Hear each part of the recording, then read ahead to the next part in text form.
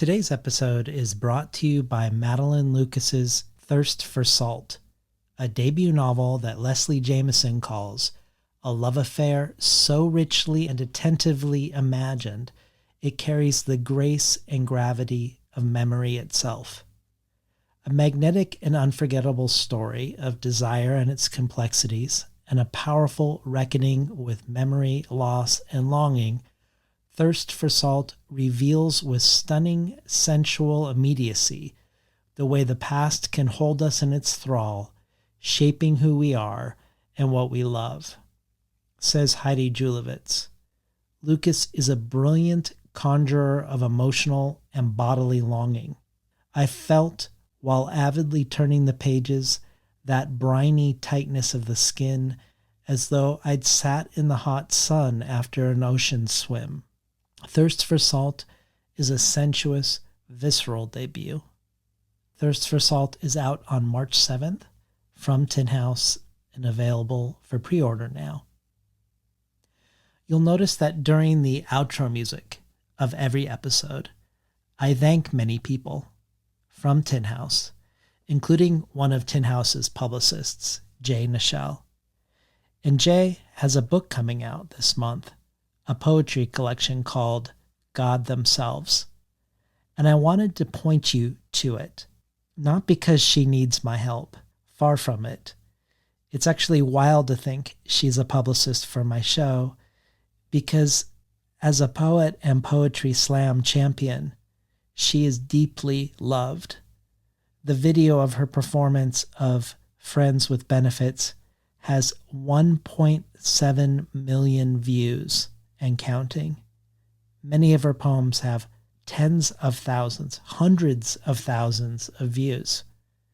Nevertheless, I wanted to do my small part to alert you to her debut, a celebration of queerness, blackness, and love, a book divided into 3 sections: everything, everywhere, and love. In the email to supporters, I'll link to some of her performances and also to her TED Talk, Reclaiming Negative Labels Using Poetry, and to the recent Slow Down podcast episode where Major Jackson discusses and reads one of Jay's poems from the upcoming collection called Jesus Saves, which indeed includes Jesus in a coffee shop with his everything bagel. And of course, I will include a link to the book God Themselves, out on March 14th. Check it out. It's no exaggeration that today's episode with Monica Youn is epic, touching on everything from Greek and Korean mythology and history to the 1992 LA uprising and the murder of Latasha Harlins, to the ongoing, unfolding history of anti-Asian sentiment and violence in the United States. But the thing I was most interested in exploring with Monica was her notion of writing a poetics of difference versus a poetics of authenticity, and how to write into the traumas and vulnerabilities of one's people, but in a way that doesn't lose sight of the structural, that doesn't lose sight of how a specific group is positioned structurally within society, and the implications of that, both in the world and how we make our art when we acknowledge or ignore this aspect. Longtime listeners likely already know this is something I'm attracted to, these questions, whether my conversations with Padraig Tuma and Darren Negrifa, which both touch on the history of the Irish in Ireland versus the history of the Irish diaspora in relation to colonization, or with the Moroccan writer Abdel Attaya, looking at questions of colonization in North Africa, but also blackness and anti-blackness, or the more recent of the 2 conversations with Viet Thanh Nguyen, which would make a great companion listen to today's episode, as both of these conversations look at the racial triangulation of Asian Americans. And I at least aspire to place myself in these conversations as a Jewish American and how these questions reflect on the positioning of Jews. This question of how we can attend to our own lived and ancestral trauma while also accounting for, rather than eliding or erasing, the stories of other communities that we live among and may be structurally positioned above, so to speak, is one I'm compelled by as a writer myself and also simply as a person in the world. And you'll notice today that all the more craft-like questions of poetics, of tone and form, bring us back to questions of self and identity, the individual in relation to the collective, one's community in relation to the larger one, because Monica is continually doing this herself in this book, From. For the bonus audio, Monica contributes a reading of 2 truly electrifying long poems. The first of which, one which gave me chills, was commissioned by the Boston Review for their anthology, Poems for Political Disaster, written in response to the election of Donald Trump.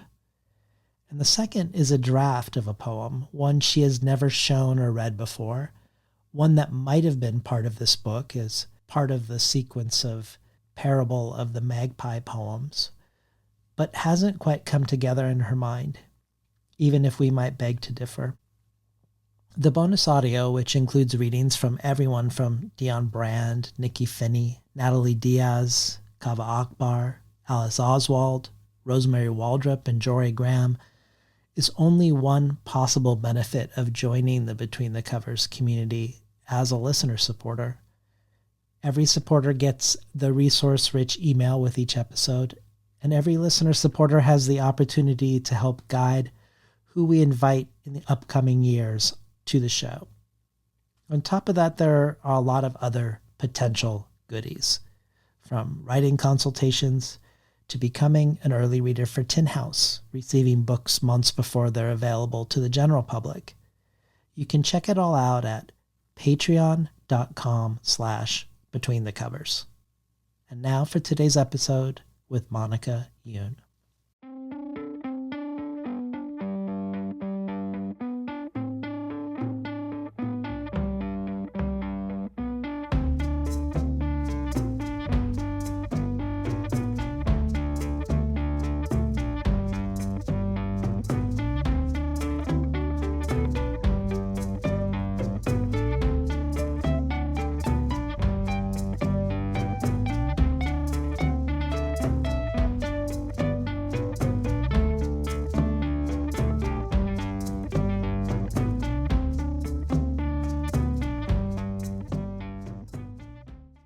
Good morning and welcome to Between the Covers. I'm David Naiman, your host.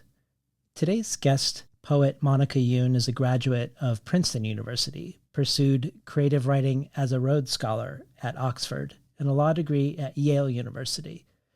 In her work as a lawyer, with a specialty in media and entertainment law, she represented none other than Beyoncé in a contract dispute. But ultimately, Youn moved to a focus on public interest election law. She was the inaugural Brennan Center Constitutional Fellow at New York University Law School, worked as an attorney in the democracy program at the Brennan Center for Justice, and directed their campaign finance reform Money in Politics project. She was a member of the bar of the Supreme Court, co-lead counsel for defendant interveners in McComish v. Bennett before the Supreme Court, and has litigated campaign finance and election law issues in state and federal courts throughout the nation. She's appeared on PBS NewsHour, Hardball with Chris Matthews, and Bill Moyer's Journal, was the editor of Money, Politics, and the Constitution Beyond Citizens United, and has testified before the Senate and House Judiciary Committees. While Youn has long ago left law, for quite a while her life as a poet and as a lawyer overlapped, and her trajectory as a poet is no less impressive. A 1998 Wallace Stegner Fellow in Poetry at Stanford, her debut collection, Barter, arrived in 2003 with Grey Wolf. Not since Plath has poetry so taught and so dangerous graced a first book, said D.A. Powell. I found this incredible collection disconcerting in its spectatorship and breathtaking in its beauty, said Claudia Rankin. Her 2010 collection, Ignatz with Four-Way Books, was a finalist for the National Book Award, and of which poet and critic Stephanie Burt proclaimed, "No poet of Youn's generation has made more demands on herself, and none has done more in her art." Her third book, Blackacre, longlisted for the National Book Award, shortlisted for the National Book Critics Circle Award, the Penn Open Book Award, and the Kingsley Tufts Award, and winner of the William Carlos Williams Award from the Poetry Society of America, was named a Best Poetry Book of 2016 by the New York Times and Washington Post, and prompted Linda Gregerson to proclaim Youn as, quote, "quite simply one of the 2 or 3 most brilliant poets working in America today." Monica Youn has taught at Bennington College, Warren Wilson Low Residency MFA program, Columbia University, New York University, Sarah Lawrence, her alma mater Princeton, and at the University of California, Irvine. Since her last book, she won a Guggenheim Fellowship, the Levinson Prize from the Poetry Foundation, and has been a member of the curatorial group of Claudia Rankin's Racial Imaginary Institute. We're lucky to have Monica Youn today for her much-anticipated new book of poetry from Grey Wolf entitled From. Publishers Weekly, in its starred review, speaks of the long prose poem in the book entitled In the Passive Voice, calling it a virtuosic performance addressing the challenges of maintaining racial solidarity under capitalism. Dorothy Wang adds, "This powerful book is without a doubt her best. Written during the COVID pandemic, a time punctuated by unrelenting and visible acts of anti-Asian violence, it speaks directly and unsentimentally of racism and misogyny while still retaining Youn's characteristic style. The familiar references to Greek myth feel catalytic and urgent."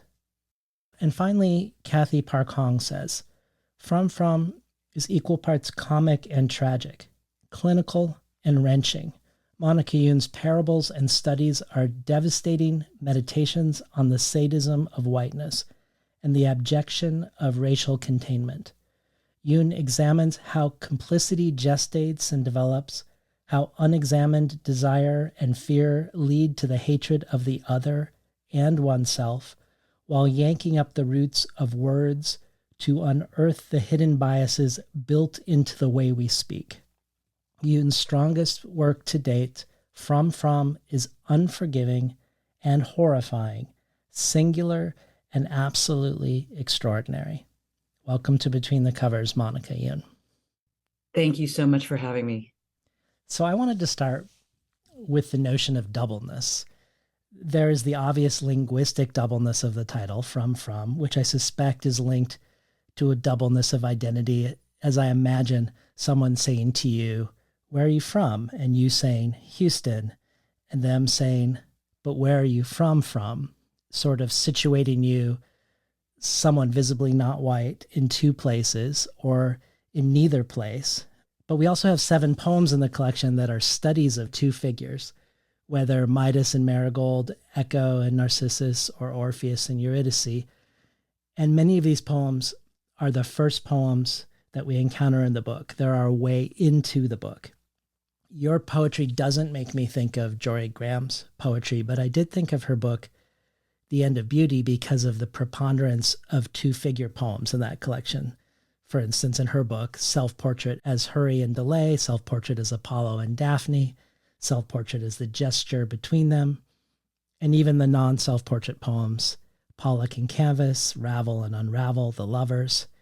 And it feels like this is true for From too. And I was hoping we could start here with why you are interested in the study of 2 figures as a frame or form, and why you wanted this to be the archway through which we enter the collection as a whole.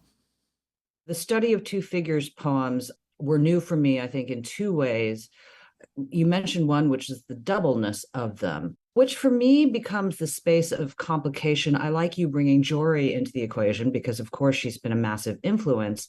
And her idea, self-portrait is the space between them, right? What is that space? How is that space activated? How does that space introduce a complexity that isn't available in a spotlight on a single figure?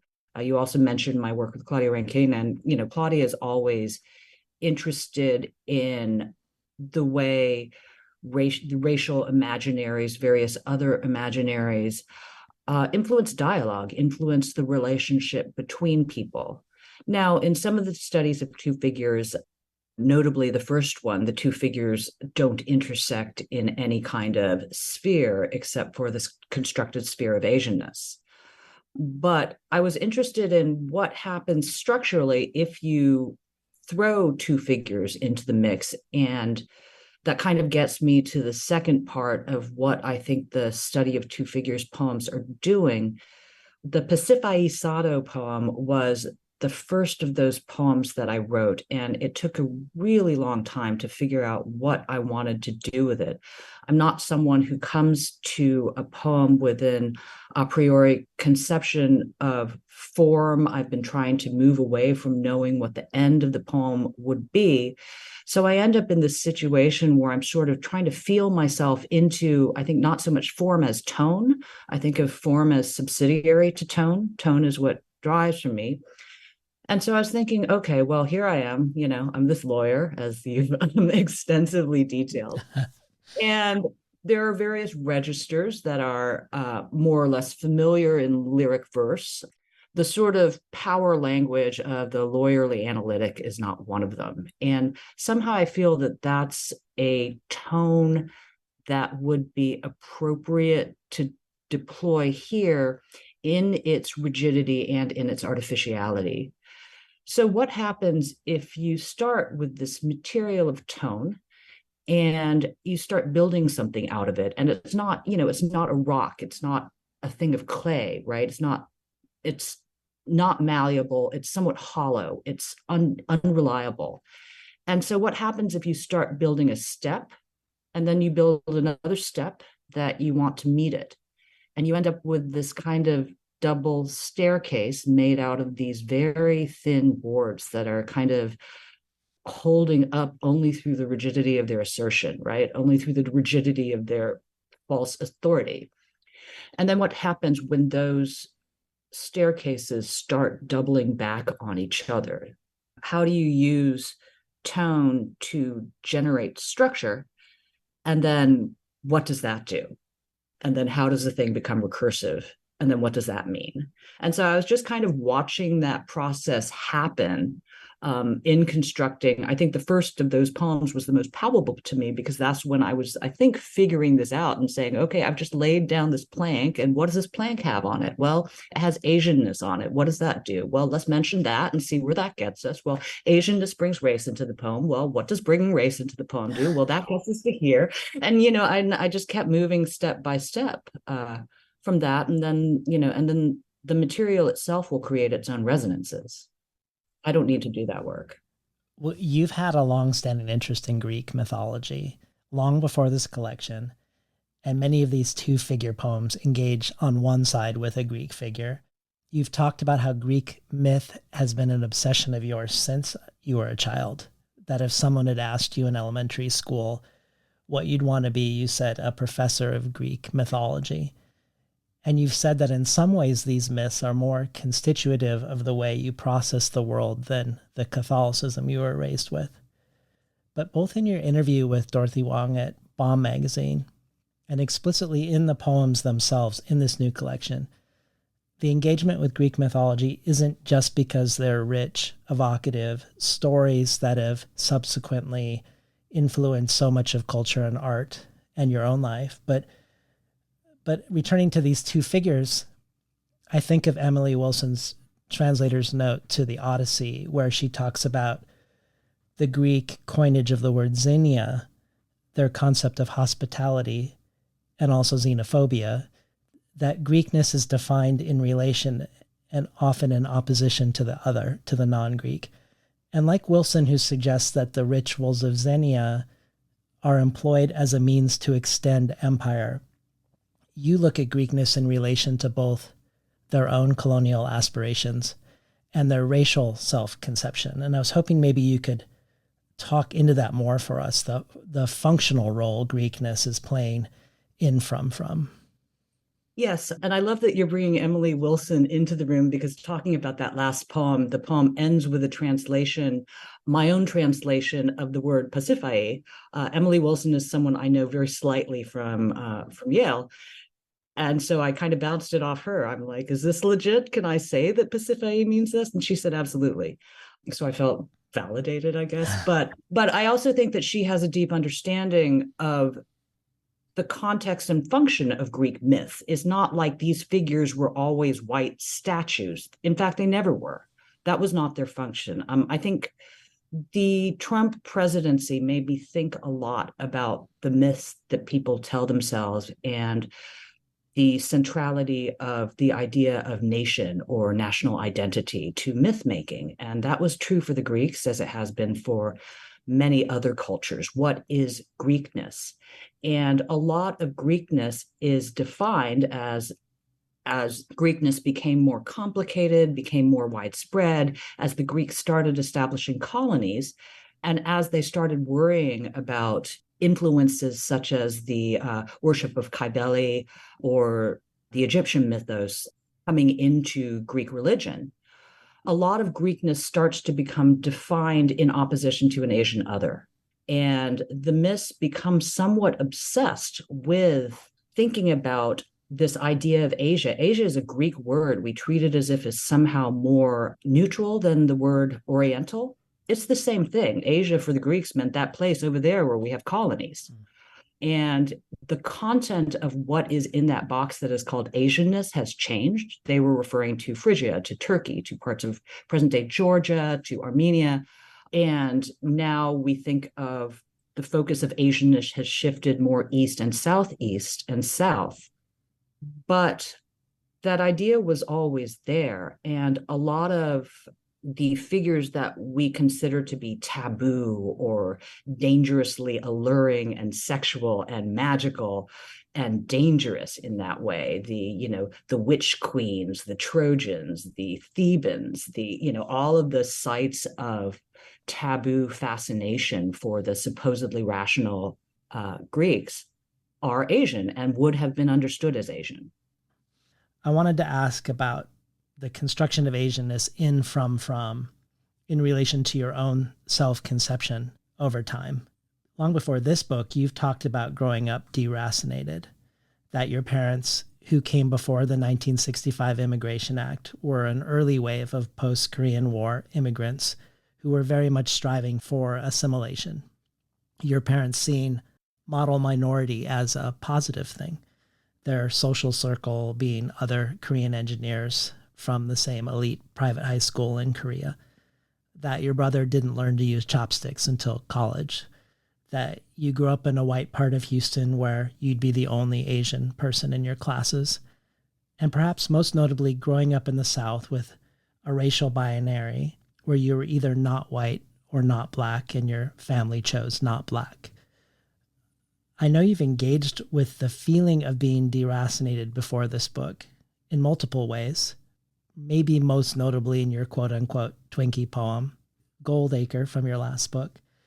But if I didn't know your history, if I didn't know this about you, if I came to from ignorant of it, this book feels like it is the work of someone very assertively racialized, with a self-conception of their own identity in relation to race that feels very nuanced and dynamic.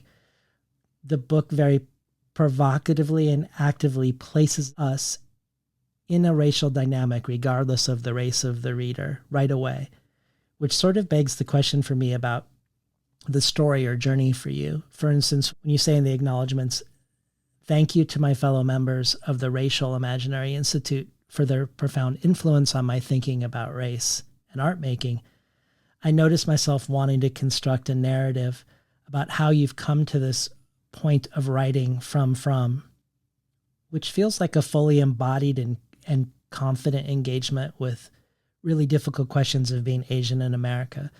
Not that you weren't confronting race before, you were, I think, but it feels, something about this feels different to me than even your most recent book before this. I think that's right. I think I was doing a lot of self searching, both just as a sign of the times, partially as a result of the birth of my son, who is mixed race, and partially as part of my curatorial work for the racial imaginary. In thinking about the construction of my identity, it's very hard to write about an empty space without filling it. And deracinated identity for me is an empty space. It's an empty space that is contained in a shell, and the shell is the interface with whiteness, right? The interface with whiteness, also the interface with other racial identities, causes you to be defined as Asian without without the guts of it, right? Without the deep connection to homeland or belonging that I feel that other people have access to and that I never have. Growing up in the South, people in ways that are deeply binary and deeply racialized, nonetheless have a connection to place, to homeland, that I have never felt, and also have kind of senses of community that, I experience only in very small ways. And so thinking about how to write that shell in a way that makes both the external pressures and the internal emptiness somewhat palpable was, I guess, for me, the big challenge of this book. I mean, writing a book about deracination is very different from writing a book about identity. It's what people, for example, in talking about the work of Teresa Hakim Cha, will refer to as the poetics of difference versus the poetics of identity. Identity meaning sameness, meaning I'm the same as these other people. That's not a feeling I feel very often. Well, the first poem, which you set apart from the others, the one you've referred to, Study of Two Figures, Pasiphae and Sado, even though it is a long poem, I think we should have you read it because it really is almost like a thesis for the book as a whole, setting us within a certain atmosphere and an ideologic space. So I was hoping maybe you could introduce us to the two figures, if that's not too much explaining before reading it. And then if we could hear that opening poem that feels so vital to everything that comes after it. Thank you. Yes. Unfortunately, I remain one of these poets who require extensive endnotes, which is something that Jeff Schatz, my darling editor, has been eye rolling about since the very beginning. Now there is an internet, so people can look up certain things for themselves. But, I also want the book to be accessible. So I do still include the endnotes. So the first figure in the book is Pasiphae, who is the wife of King Minos of Crete. And she, the story is that the gods send a white bull from the sea, and King Minos is supposed to sacrifice the bull. He doesn't. The gods become angry, and they decide to punish him by punishing his wife Pasiphae by making her fall in love with the bull. And she asks the inventor Daedalus, who is then working for them, to construct a wooden cow. She crouches inside the cow, is impregnated by the bull, and gives birth to the Minotaur, who is then later killed by that avatar of Greekness, the hero Theseus. The thing about Pasiphae is she is from this family of witches out of Colchis, who are sometimes known as the daughters of the sun. Circe is in her family, so is Medea. So if you go down is Phaedra. And these are figures who are thought of as magical, taboo, and Asian. And then Prince Sado is from 18th century Korean history, and he is the crown prince, and he has a famously stern father, and he gets married to this woman named Letty Hyegyong, who is amazing, and from whose memoirs we know his story. And at some point, he becomes insane, and he begins killing and raping courtiers. By some accounts, he killed up to 100 people.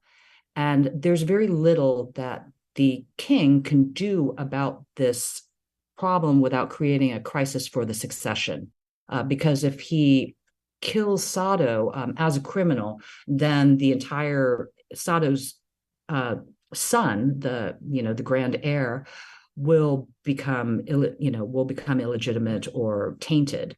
The same will happen if he's declared insane. Various other stigmas will attach to that house. So what the king does is he asks for a rice chest to be brought, and the rice chest is just what it sounds like. It's a box. It's about 4 foot by 4 foot by 3 foot. And he asks Sado to get into the rice chest, and he binds the rice chest with rope. He puts grass on top, and about 8 days later, Sado dies. So this is the poem. Study of two figures, Pasiphae Sado. One figure is female, the other is male. Both are contained. One figure is mythical, the other historical. They occupy different millennia, different continents, but both figures are considered Asian, one from Colchis, one from Korea. To mention the Asianness of the figures creates a racial marker in the poem. This means that the poem can no longer pass as a white poem, that different people can be expected to read the poem, that they can be expected to read the poem in different ways. To mention the Asianness of the figures is also to mention, by implication, the Asianness of the poet. Revealing a racial marker in a poem is like revealing a gun in a story, or like revealing a nipple in a dance. After such a revelation, the poem is about race, the story is about the gun, the dance is about the body of the dancer. It is no longer considered a dance at all and is subject to regulation. Topics that have this gravitational quality of aboutness are known as hot button topics, such as race, violence, or sex. Hot button is a marketing term popularized by Walter Kitchell III in a September 1978 issue of Fortune magazine. The term suggests laboratory animals and refers to consumer desires that need to be slaked. The term hot button implies not only the slaking of such desires, but also a shock or punishment for having acted on those desires, a deterrent to further actions pursuing such desires, and by extension, a deterrent to desire itself. Violence and sex are examples of desires and can be slaked, punished, and deterred.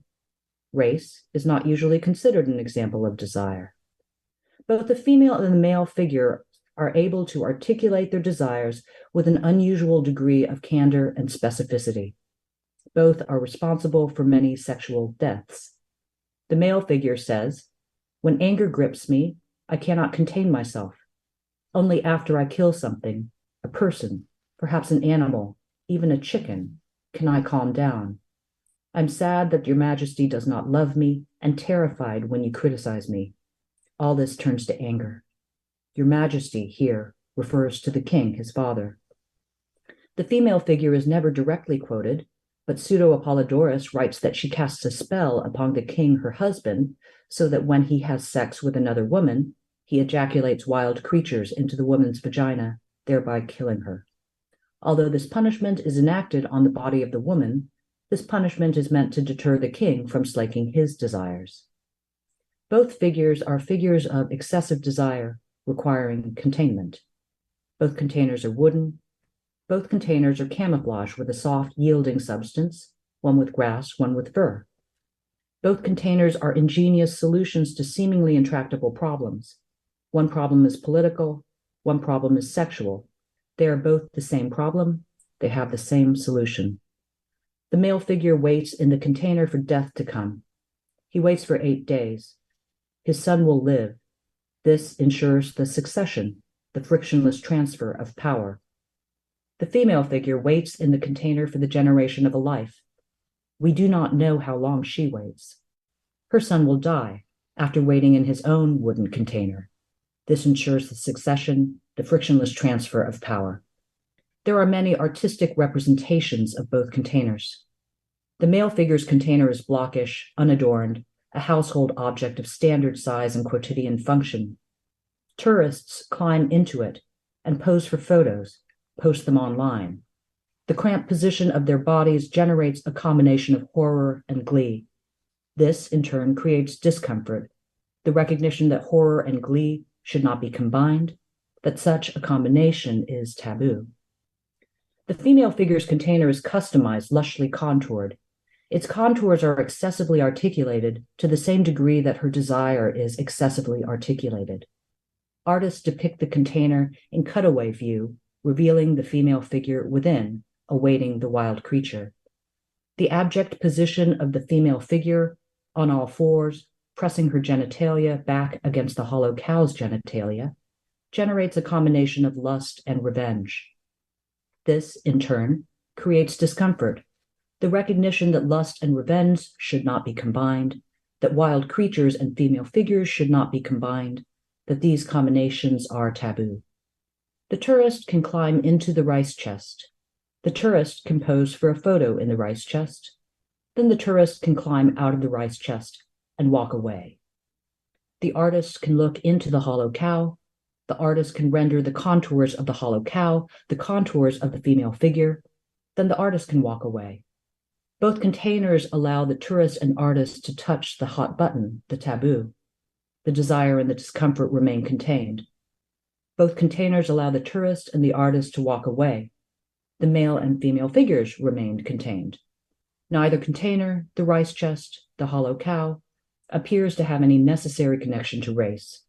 To mention race, where it is not necessary to mention race, is taboo. I have not mentioned the race of the tourist or the artist.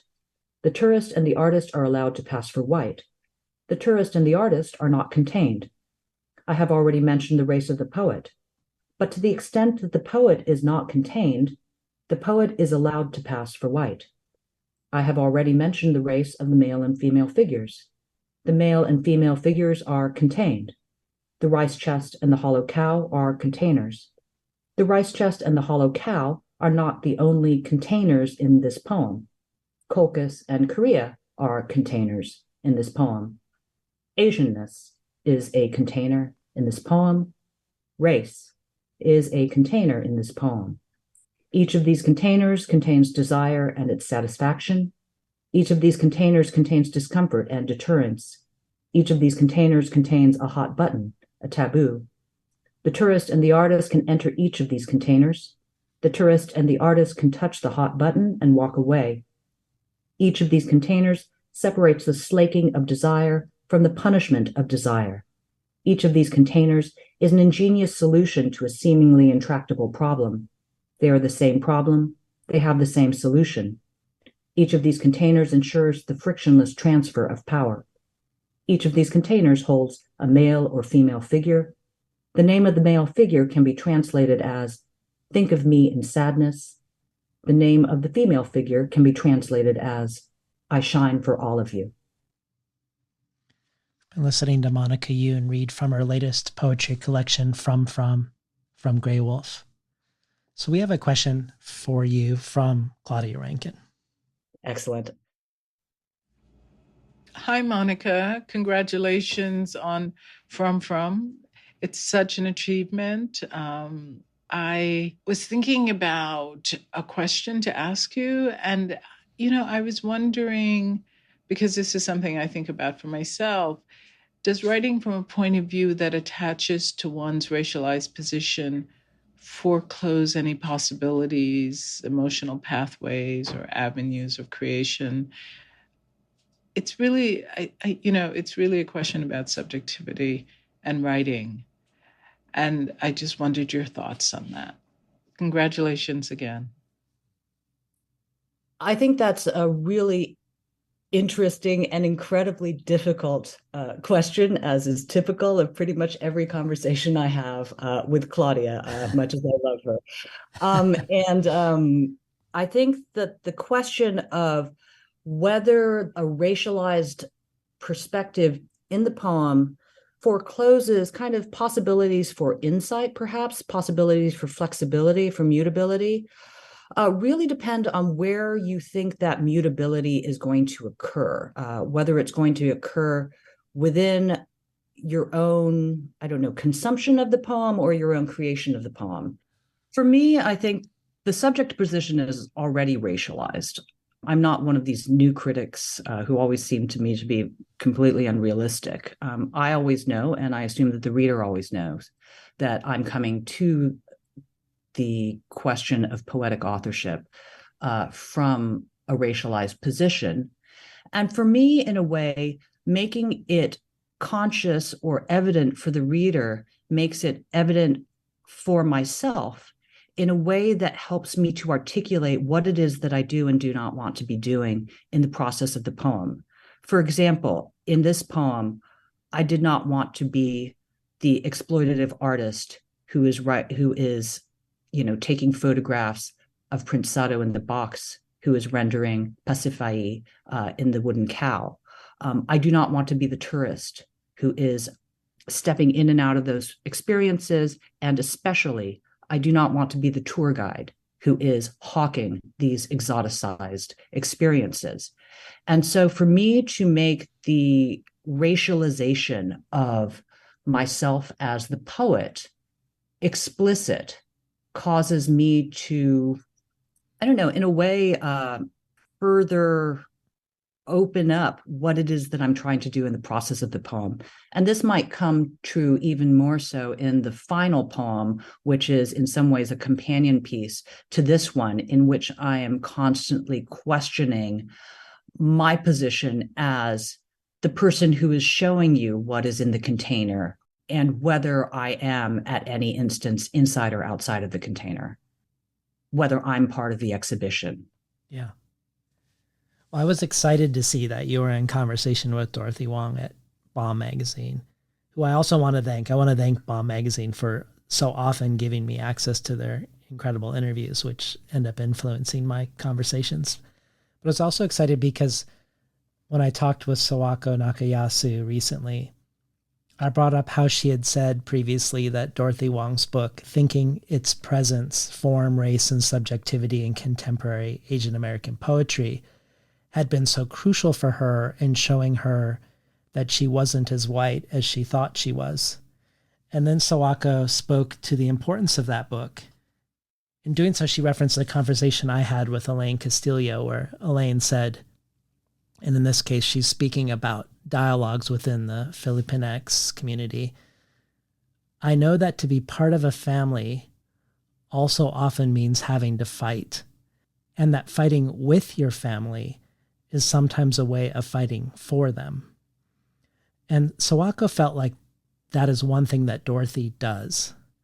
And I think of this in relation to the poem you just read, where the tourist and the artist are allowed to pass for white.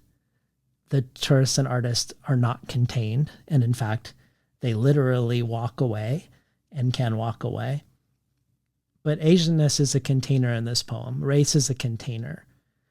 I think of this when I think of something that Ngugi wa Thiong'o says, that our bodies are our first field of knowledge. That if you start from a place of finding that field to be wrong, you don't have the foundation to build from.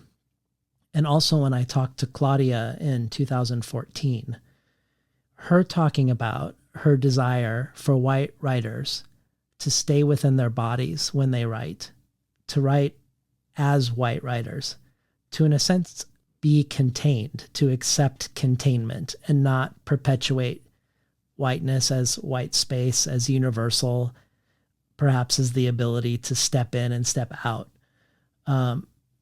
But I wanted to read a couple things Dorothy said about your work in this interview as a lead into what I found to be a really fascinating response on your part that I'd love to explore. Her introduction notices, like I did, something different about From when she says, Youn's first three collections are accomplished and impressively controlled with a palpable sense of wariness about them. They can be hard to penetrate, not because of the numerous high culture references to Greek and Nordic myths, Proust, Antonioni, and so on, but perhaps because of a restraint or constraint which felt, well, racialized. In Youn's latest collection, From, something has come undone, all to the good of her. And in that same introduction, since graduating from Princeton, Youn has had the sort of career that could be seen as embodying a quote-unquote model minority or aspirational immigrant dream. Yale Law, jobs in top New York City firms, Stegner and Guggenheim fellowships, and critical acclaim for her 3 books. And then she goes on to talk about performing a mastery of knowledge, something I want to return to because I do think you use this mastery of knowledge in a weaponized way now in this latest book that I really appreciate. But your response to her when she brings all of this up is to say that there's also a lot of credentialing on the identity side as well, not just on the assimilation side. And you go on to talk about how the only model for you growing up in relation to Asian Americanness was an authenticity model, which you couldn't perform, as you've already alluded to, not knowing Korean language, not having spent much time in Korea. And that part of the impetus for this book came from a panel of young Korean female poets at AWP in LA. And you say, quote, "I didn't want to be led down the authenticity path. I wanted to be able to write from the perspective of deracination, more a poetics of difference than a poetics of identity," which you've already nodded to earlier today. But I was hoping we could linger here with what happened in this panel, with what you think the trap of the authenticity path is in your mind, and maybe just a little bit more unpacking a poetics of difference in contrast to this idea of the credentialing that might happen, not from trying to aspire as a model minority, but the credentialing that happens in sort of asserting an authentic identity. Yes, you see how, as a veteran listener of this podcast, I knew to bring a notepad to this. I know you showed me the notepad. I think that was 6 questions. And let me just start by talking about Dorothy, how influential thinking its presence has been to me, to Kathy Park Hong, to pretty much every Asian American poet I know who was looking for different models.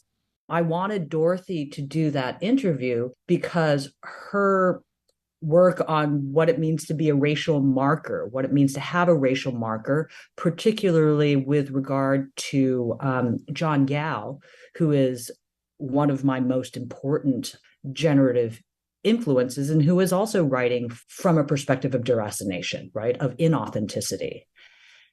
I don't want in any way someone to come away from either of these 2 interviews thinking that I am in any way disclaiming the work of the Korean American poets on that particular panel. I adore their work. I teach it all the time. And I don't think that they are performing authenticity. I think what I was responding to was their description of the funding mechanisms that enabled the production of their poetic works, which was they would often get some sort of Fulbright or research funding to go back to their home country and research it in order to be able to conduct a sufficiently authentic performance that it would be, I don't know, acceptable to a white consumer or a capitalist consumer who only wants to consume authentic racialized experience in the same way that they only want to consume authentic racialized food.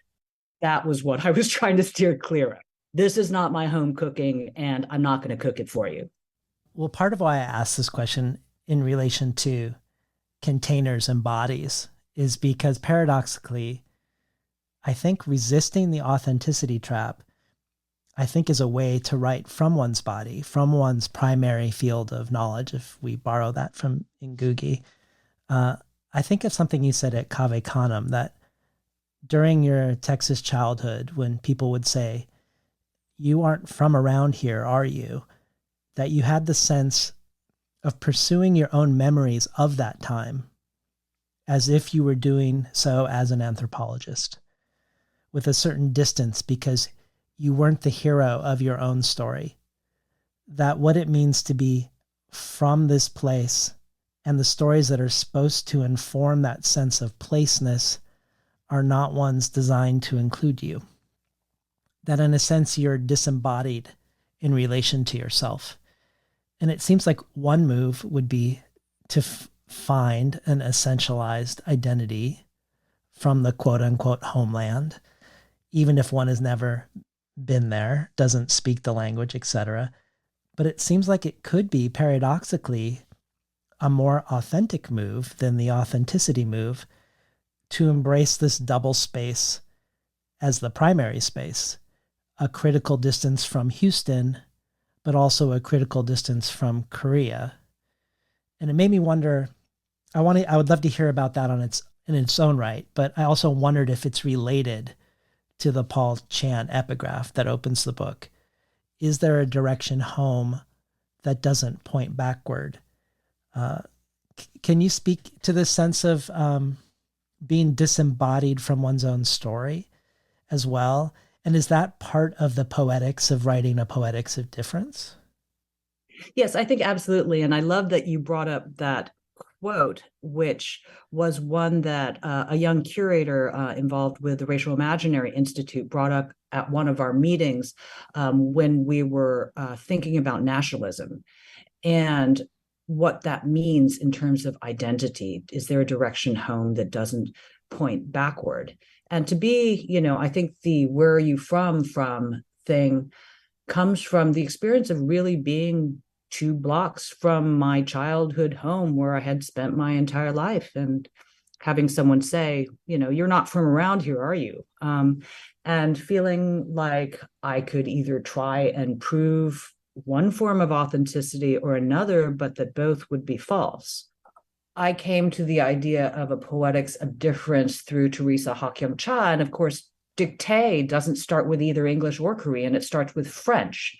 And the experience, and I think that the French made this experience more physical to the reader, which is, what does it mean to be having the performance of this language literally forced into your mouth, literally forced into your body as a process of colonialization? And how can you then speak without also, how can you resist that without resisting it from a position of authenticity? Now, I think her difference would have been defined as exile rather than deracination. I mean, she was somebody who, with, indeed a deep connection to a Korean homeland, which in fact her family had been exiled from for generations, first to Manchuria and then to Hawaii and then to San Francisco. Yes, and I'm interested in the authenticity of deracination, of not pretending like I am coming to a knowledge of Prince Sado because it was a story told to me in the cradle by my mother. It wasn't. It was the story I discovered through the work of a white novelist. And not pretending to fluency that I don't have. I'm trying to learn Korean now through Duolingo. It's and through Zoom classes, and it's very embarrassing because all of these middle-aged white women who watch a lot of K-drama are much better at Korean than I am, and keep telling me I need to watch more K-drama. So I don't want to disclaim the attempt to recapture one's supposed home culture that processes of coloniality have stripped away from you. The reason I don't speak Korean is because of the Korean War. And I feel like trying to recapture that heritage on behalf of me and my son is an ultimately healthy and enriching experience. But I don't want to pretend that the void isn't there and that there isn't hollowness that I know a lot of other people experience as well. Well, let's hear one more Two Figures poem. I was thinking Study of Two Figures, Midas, Marigold. Okay. And as part of introducing it, I remember on Facebook you expressing gratitude to Kevin Young at The New Yorker for publishing what you call a troubling and difficult poem, and that you were worried that it would be misread, so much so that you tried to pull it at one point. So tell us about the poem and the fears that you have about the poem as a lead-in to reading it for us. So I had posted on Instagram that I almost pulled this poem. And in fact, I had called Kathy and Kevin and my editor, Jeff, to talk over whether I should pull this poem from The New Yorker.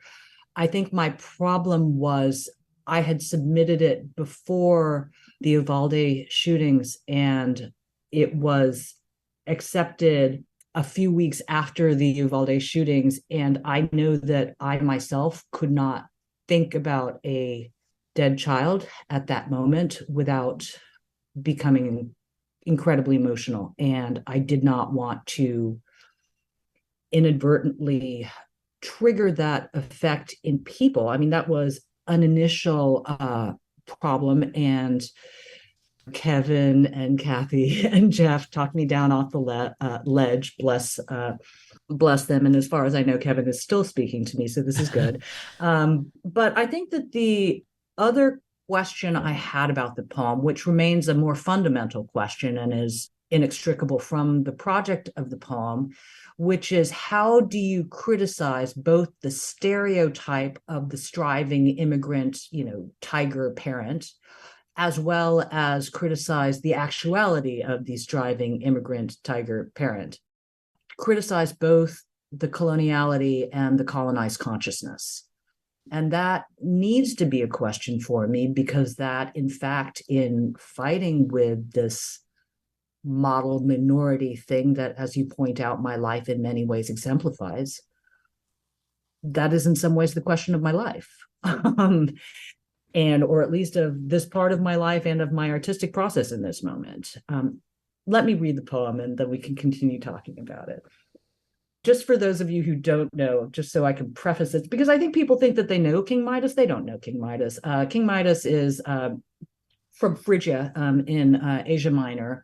I think, according to myth, he was the son of Cybele, this Asian goddess who the Greeks were so worried about encroaching upon a purer Greek religion. And, it's not incidental that the myths about Midas, like the myths about Marsyas, are myths about the punishment of hubris. And you cannot read that in a way that's inextricable from coloniality. And Marigold is only in Nathaniel Hawthorne's version of the story does this daughter appear, Marigold. And I think it's a particularly American move to have the innocent child, this particularly American version of innocence, manifest itself as Marigold. Study of two figures, Midas, Marigold. Everything he touches turns yellow. We are meant to understand this as a form of death. Death is a wish to improve one's surroundings, which is to say, to be dissatisfied with one's surroundings is a form of death. To be dissatisfied with one's child, to wish to improve one's child, is to wish its death, her death. The dead child is unchanging, therefore beautiful, which is why we say that death is the father of beauty. He created her, then he created her again. His tears gild his gaze. They harden as they hit the ground. They are a tribute scattered at her perfected feet. Unlike other forms of grief, they are durable, portable. A currency, they can be exchanged for other beautiful or useful things. His weighty head lifts, a sunflower at mid-morning. The air glitters with particulate light. He takes a deep breath in, aspiration. A nebula of gold stars swarms into his open mouth. Gold spangles the moving darknesses of his blood, his lungs. Even the rivers in this country pave their streets with gold. Been listening to poet Monica Youn read from her latest collection, From. So I want to move toward talking about my favorite section, which is In a Passive Voice. But first I wanted to ask you some questions about poetics. When you were talking with Kava Akbar for Dive Dapper long ago before this book, you said something that you've already articulated today. You say, I feel like most poetic questions are ultimately questions of tone. Form ends up being merely a manifestation or expression or a consequence of tone. So once I said, I'm going to free myself to be boring and dorky rather than trying to be hip or sexy or lyric or beautiful, then the form could start to take shape. And then Kava talks about how this makes the poems powerful, staggering, and surprising because it's a vocabulary that poetry is not familiar with. You've given speeches on and are often asked about the relationship between law and poetry. And you often answer by speaking about how metaphor is analogical reasoning. It is what the law is. And that something like Citizen United is built upon three metaphors. Money is speech, corporations are people, and elections are marketplaces going to the highest bidder. And with From, you've talked about a discussion you had with the artist Nayland Blake at McDowell about the ethics of power language and how they related it to BDSM practices, and how this conversation with Blake influenced the tone of your opening poem. And I wondered if you could say more about power language and also how you would describe the tone of that opening poem and of the book, which to me does not seem boring or dorky. It feels analytic at times, but I wouldn't call it either of those. But speak more about power language and then how you would describe the tone of the book. Power language for me is the rhetorical power of law, the ability to assert analogy or metaphor as if it were fact. Money is speech. Corporations are people. Beauty is truth, beauty, right? They're all the same move. Death is a wish to improve one's surroundings. That's not true. That's never been true. But to assert it in that tone is to make it at least temporarily true, is to freeze the language temporarily into a rigidity that one can build upon, to use the sort of stair-step metaphor that I have been playing with a lot. And this troubles me because I understand power language to be a language that people have differential access to, according to the laws traditionally and structurally drawn by power. And so to be deploying that kind of language evokes an ethics for me. And I was talking with Nayland about this at McDowell. I think the first poem took me 2 days to write. About halfway through the poem, I was like, okay, I've invoked race at the beginning of the poem. I said that race is like, Chekhov's gun is going to come back. I don't understand how race comes back into the poem. And then I swim across Willard Pond and back, and I think race is a container. These are all containers. This is what I now understand about what I've been doing. And this is what I mean about, to loop back to Claudia's question to me, this is what I meant about the fact of making yourself uncomfortably visible as a racialized subject can heighten consciousness of your process in a way that helps develop the work. But this all goes back to what I think I'm doing with power language. I'm creating something that is intentionally artificial and intentionally not me, right? Intentionally, this is a game that I'm playing. It is a tone that is relatively less used, I guess, in lyric. I think you could see a well-known instance of it, for instance, in Layli Long Soldier's 38, that great poem, where a lot of the greatness of it is not in the atrocity that she is narrating, but in her determined attention to the artificiality of her tone, of her syntax, of her discomfort in inhabiting that. We have, at this point, a very well-developed poetics of othering English, of bad English, of Calibanization, of using your bad English, your immigrant English as a weapon. Now, I am not an immigrant. I do not speak immigrant English. Neither does Layli as a deracinated subject. And so how can we use our fluency to the same effect? How can we use fluency as critique to in some ways overperform English? I've been trying to work my way toward this talk, which I call proleptic form. Prolepsis in rhetoric is the anticipation of counter arguments in advance. Is a litigator's technique. In order to be persuasive, you have to anticipate the counter arguments in advance. And that's what Layli is doing in 38. She's anticipating the voices that are going to say, hey, you're cherry picking, you're hysterical, you're irrational, you're subjective, you're biased, all of these accusations that are deployed against racialized and gendered bodies. How can you move beyond mere defensive credentializing and make that into its own art form. I think that Robin Cost Lewis is doing something similar in the preface to Voyage of the Sable Venus, where she is laying out as part of the poem the extensive processes of credentializing that she's going through to construct this poem. I think that Claudia is often doing something similar, in part in Citizen, where the determined affectlessness and flatness of the narration is performing tone policing as an art form, right? That sort of defensive maneuver. So I have a talk about this that's currently called something like Toward a Poetics of Self-Defense.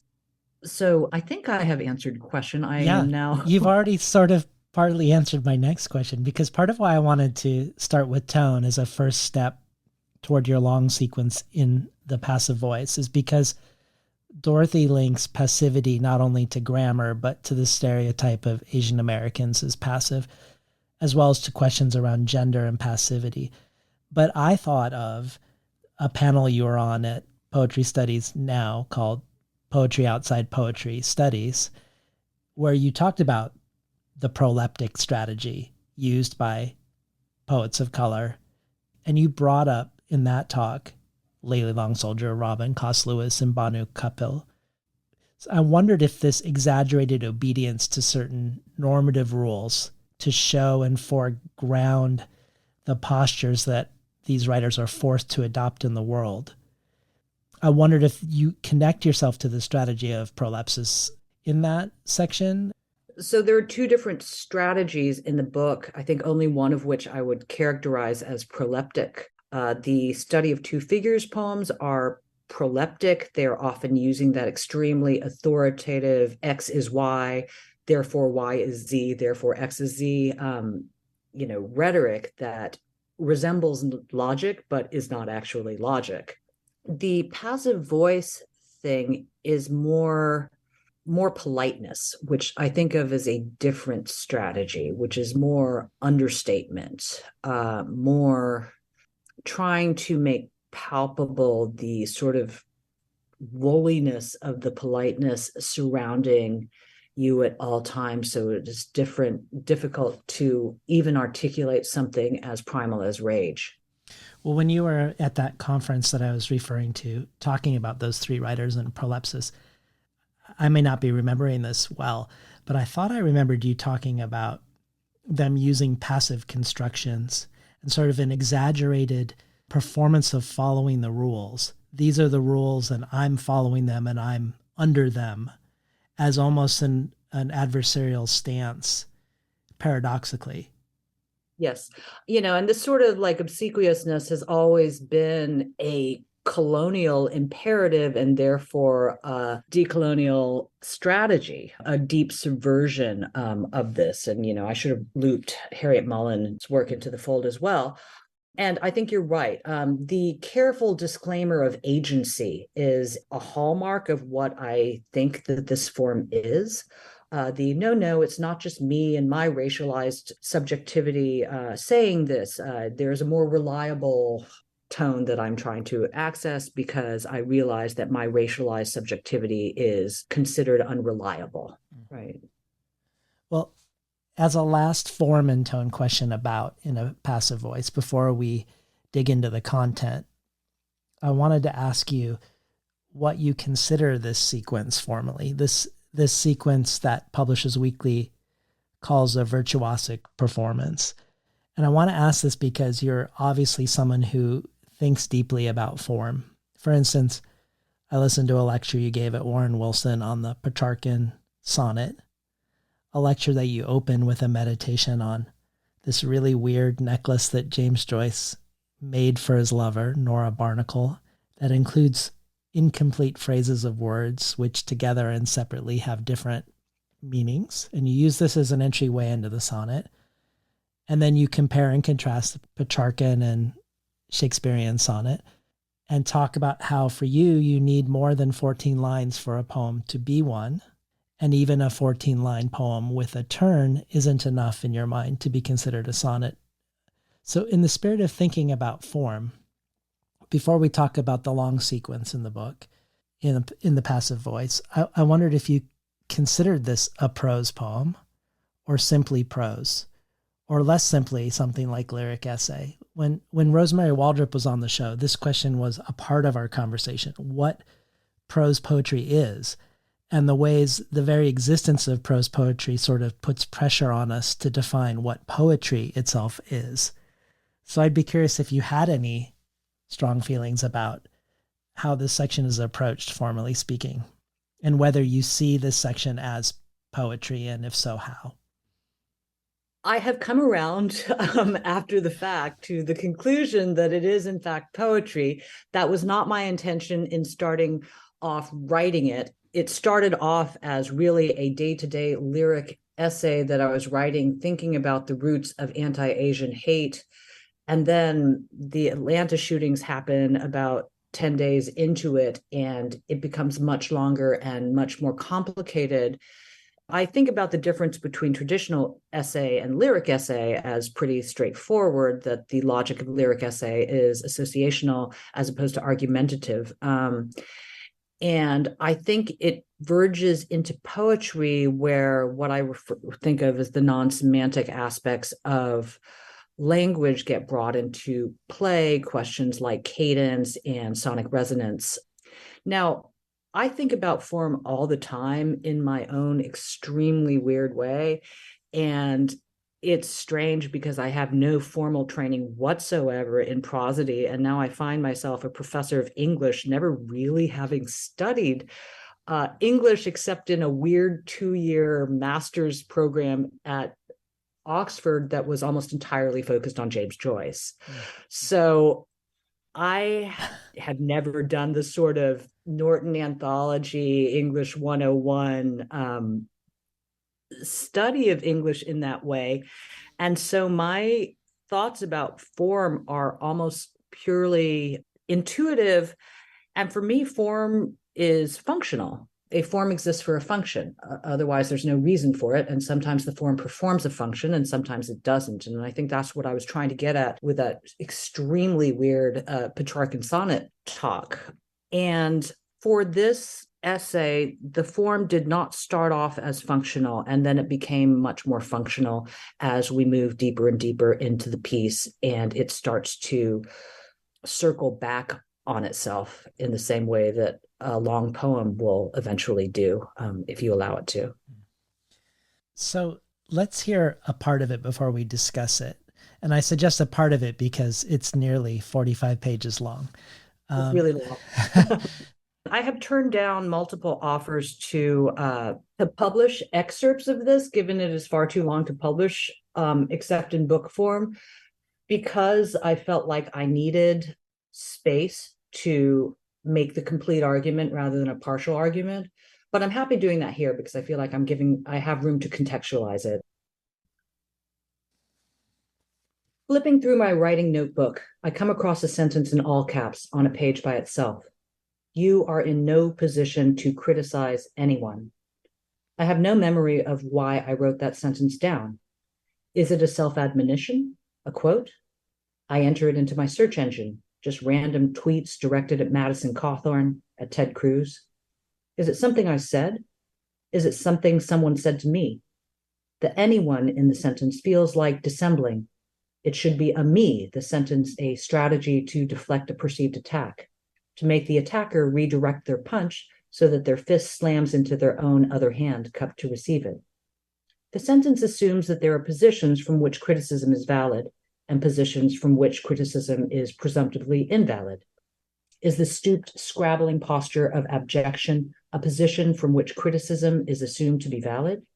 What about the position of the one who scatters the grain, of the official harvesters who might be objects of the gleaner's envy, of the owners of the field, of the buyers of the grain? Is assumed is in the passive voice. The book writes that Korean Americans were the buffer between the affluent white and often poorer Black and Latino communities. The book doesn't explain what it means by buffer. A buffer is something that absorbs a blow, apparatus for deadening the concussion between a moving body and that against which it strikes.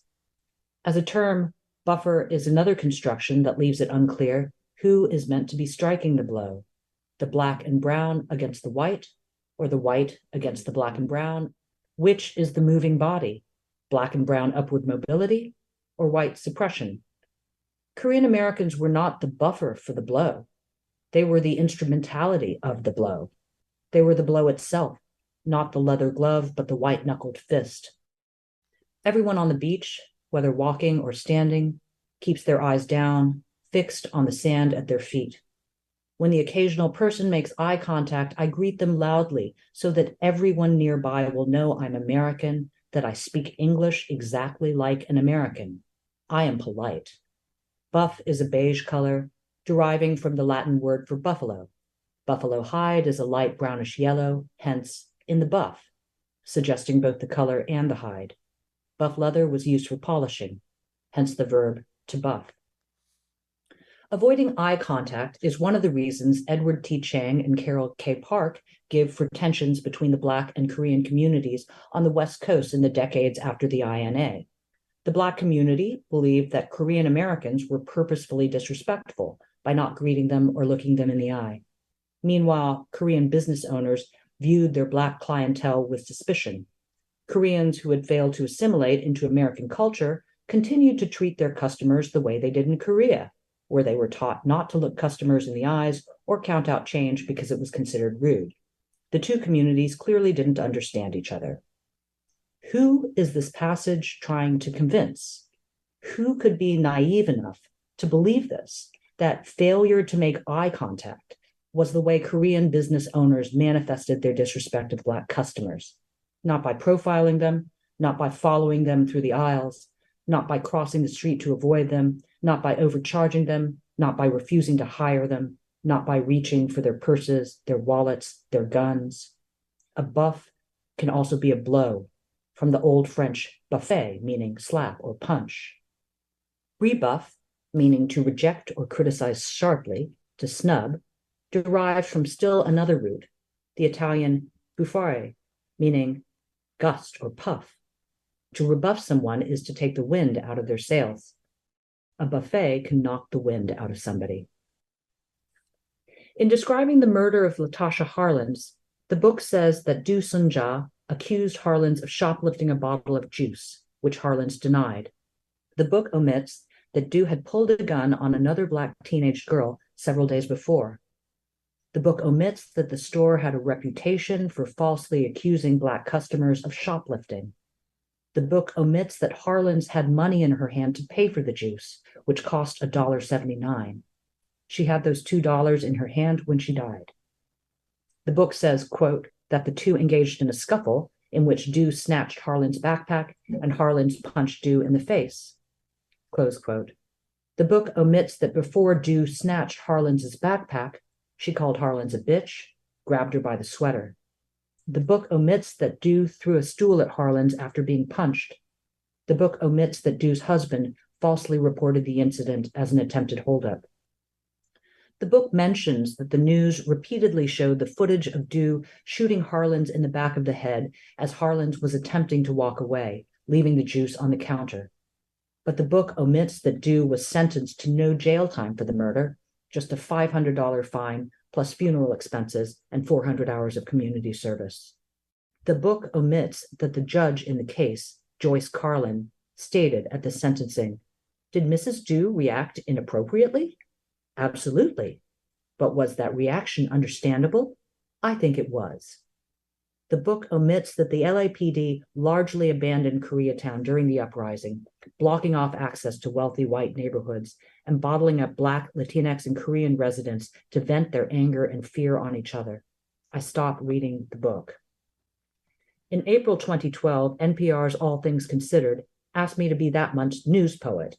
You show up for the newsroom's 9 a.m. meeting. You listen as the team discusses what stories to feature in that day's broadcast. Then you have about 2 hours to write a poem based on that day's stories that you will read and discuss on the broadcast. I'm lucky, I guess. It's a news day rich in tropes and images. The blind Chinese dissident Chen Guangcheng escaping from a house surrounded by 24 security guards, thieves posing as women in burqas robbing a Philadelphia bank, 300 Priuses that had been purchased by the city of Miami found forgotten and rusting in a municipal parking garage. Quantification. The first line I write is about Latasha Harlins, the story that April 2012 marks the 20th anniversary of the LA uprising.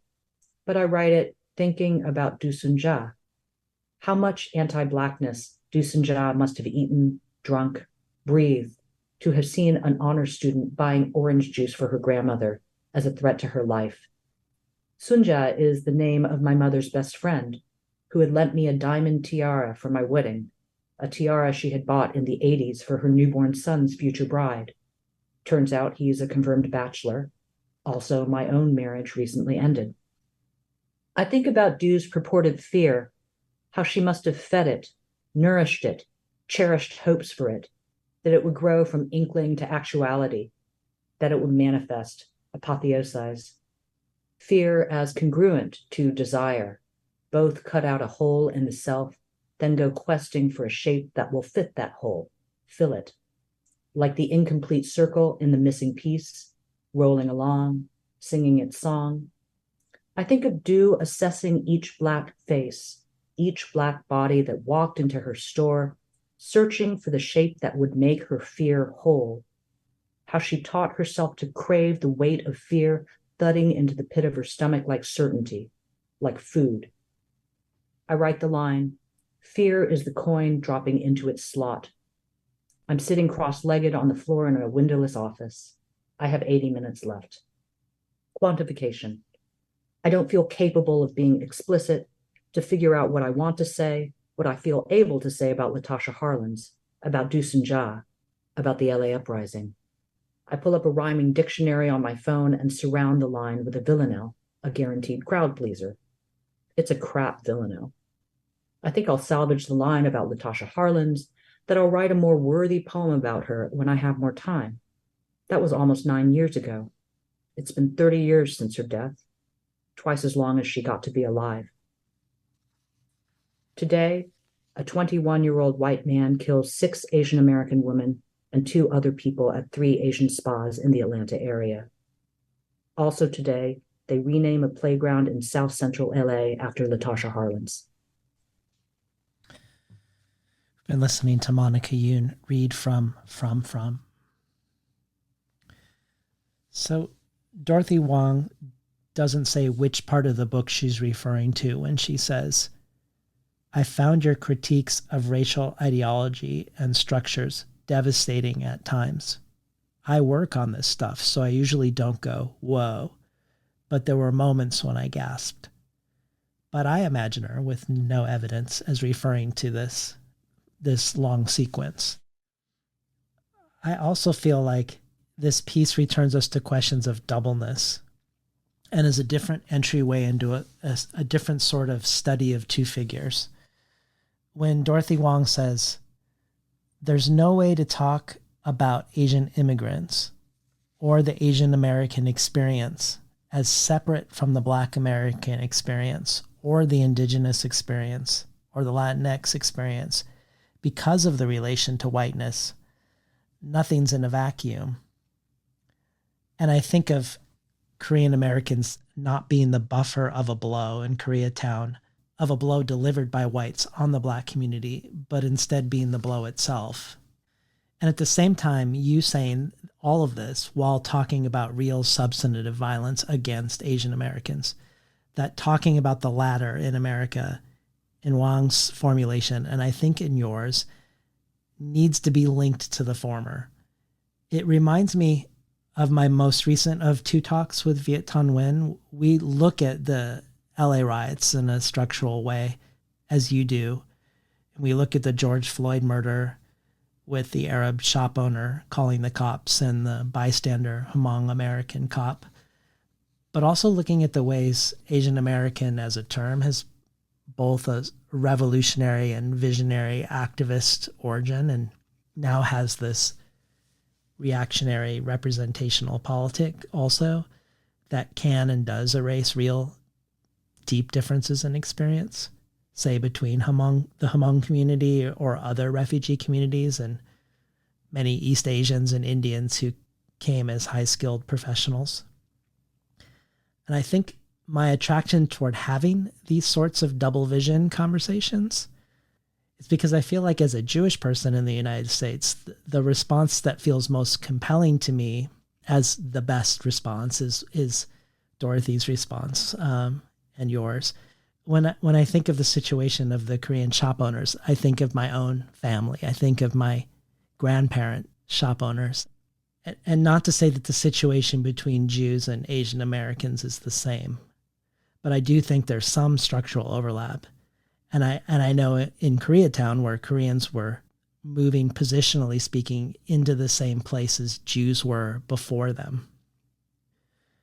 So it feels like, for me at least, in my imperfect, evolving way of seeing things, that for all of the communities that aren't white, cis, heterosexual Christians, but who are also not primarily Black or Indigenous, whether Arab or Jewish or Latinx or Asian, it seems like holding two things at once: the real vulnerabilities we each have as communities, the real ways, in different ways, we are diminished or threatened, but also the ways, because of where we're situated structurally, the ways that only protecting our own can perpetuate harm on other communities.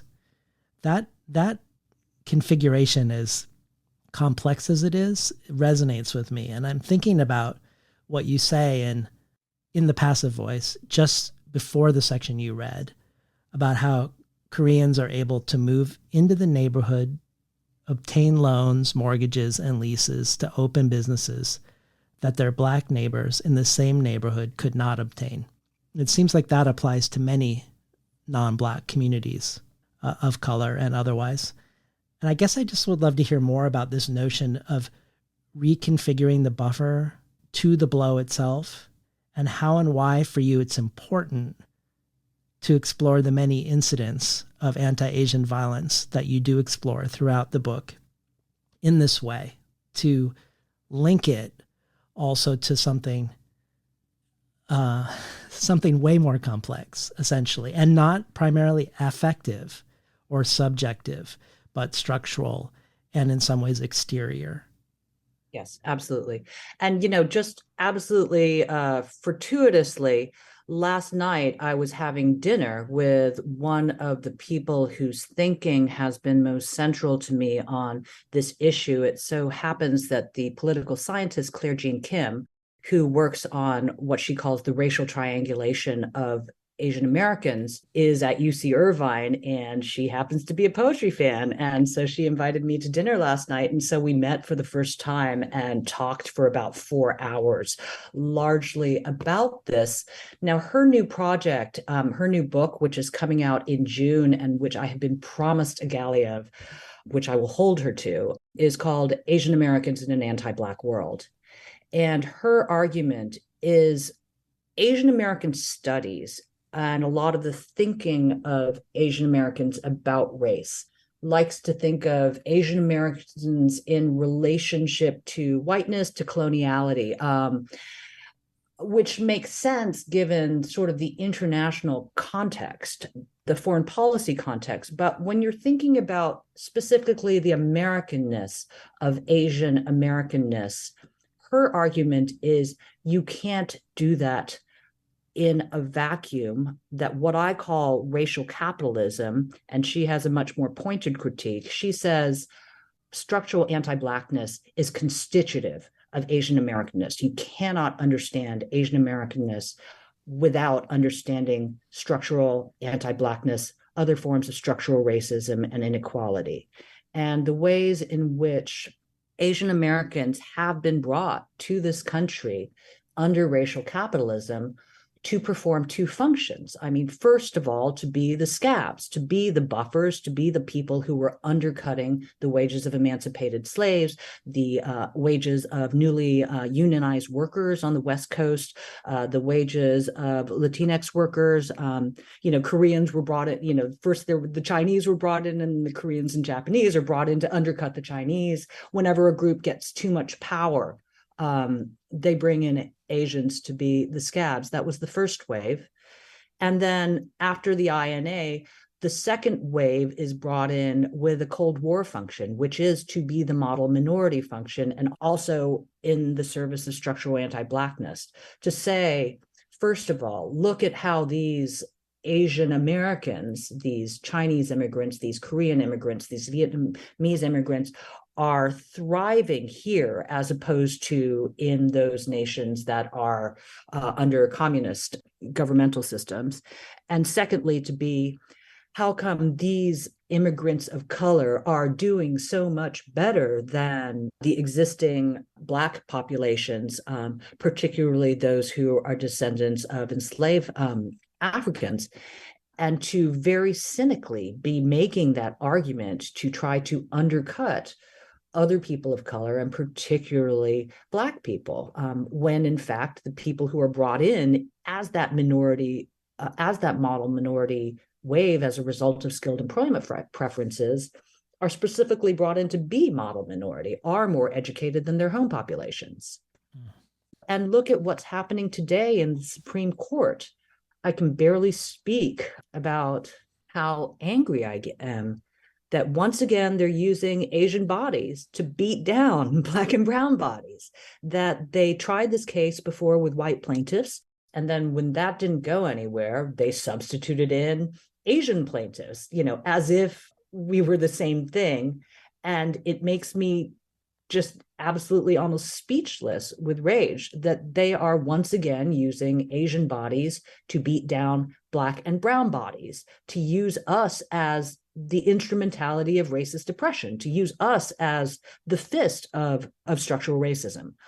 The breathtaking cynicism of this is not surprising at all. And I think my rage is deepened by being able to feel the resonances of the way in which this is constantly happening. This was always happening, and this is still happening. And just for clarification for people who don't know, you're referring to the affirmative action case, right? Yes, the affirmative action case. Yeah. Sorry. Sorry. This case is taking up such a large part of my consciousness right now that I assume that anyone talking about the case is... Yes. Well, you could have written a powerful and substantive book that solely focused on anti-Asian sentiment and violence, on its longstanding history, on the recent explosion of acts. But the way you do it in a way that isn't decontextualized from structural questions, it makes me think of Christina Sharp's notion of care as shared risk. And then Youn Sung Kim sort of thinks her way through Sharp's notion of distributive risk, and perhaps suggesting a different sense of what solidarity might look like when she says, it might not be that we all live the same, but we might have to give things up. That's a very different way than what our movements have been. Another choice you make that I really like is dramatizing the difficulty of this. For instance, there is one poem where the people in the speaker's apartment building, a building that is half Asian, are all incredibly anxious about anti-Asian violence, which had become an entire atmosphere in the city, but who on the listserv are conflating homelessness and homeless people with mental illness and trash, as if homeless people themselves were all crazy and trash. And the speaker, who herself is also fearful after an acid attack on another Asian woman living in Brooklyn, nevertheless drafts up a letter encouraging her neighbors not to call the police on the homeless near the building, but she never sends it.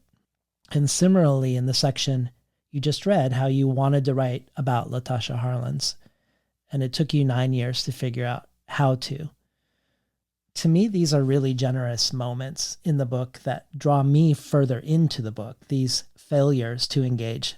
And perhaps this is a stretch, but it made me think of my favorite talk of yours called Generative Revision Beyond the Zero-Sum Game. And in that talk, you start out with Elizabeth Bishop as sort of the epitome of the classical revision strategy. And you use the example of a poem of hers, One Art, which in its first draft describes blue eyes, but 19 versions later, the blue eyes are no longer in the poem. The revisionary process having erased the evidence of the past versions. And you yourself are more curious in this talk about non-normative revisionary practices, looking at 4 different strategies, looking at poems from everyone from Ross Gay to Phil Metris to C.D. Wright to Jake Skeets, but all practices, regardless of the 4 strategies, where the older versions of the poems might still be allowed to exist. And to me, this feels like a kindred gesture to both having a very visionary book, a book that imagines an otherwise, and one that retains these episodes of falling short in real and, I think, relatable ways to look at and also dramatize self-revision in a way. I don't know if this is a stretch, but I wondered if this sparks any thoughts for you about any of that. Writing this, I guess we've decided to call it a prose poem, was itself for me an episode, an extended self-questioning. It is the most autobiographical. I think it is the one of the 2 autobiographical eyes in the book. I think the only other one might appear in the last poem, if I'm not wrong, but I could be wrong.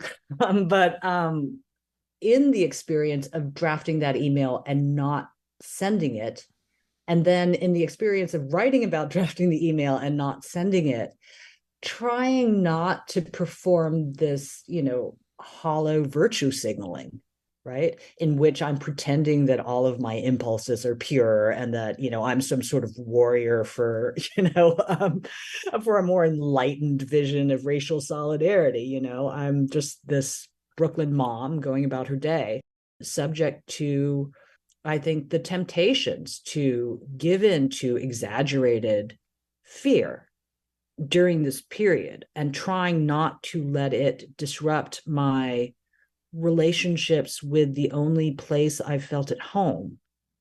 There's an episode that I keep thinking about in the essay where I describe, some racist asshole coming after me in front of this local restaurant. And the reason I'm thinking about it is because I would go back now and revise my description of that episode, because what interests me thinking about it is not, the asshole, like, racists are going to racist. What are you going to do? But what it said to me about belonging and solidarity, because what happens, just to narrate the episode, is that, I'm 2 blocks from my house. I'm in front of a restaurant that I go to all of the time, that I used to eat lunch at daily. This is during the pandemic. It's filled with outdoor tables. All of the outdoor tables are packed.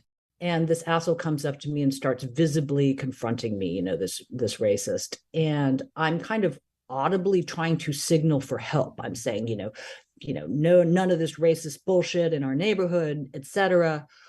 Trying to get the white patrons of the restaurant to help me, to intervene, to do something. I'm not exactly sure what.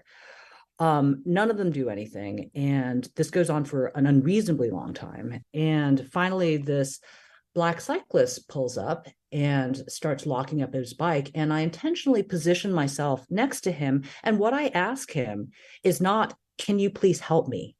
What I ask him is literally the sentence, we don't want this racist bullshit in our neighborhood, right? And so the complications of what I am asking him of that in that moment, I'm asking him in a specifically racialized way, in a way that asks him in some ways to equate our racial experience or to join me in solidarity when I did not even know him. I mean, I don't even know if he lives in the neighborhood. And to, unite with me against this racism, and in so doing to, in some ways, disclaim or gloss over all of the incredibly complicated dynamics between Asian people and Black people in this country.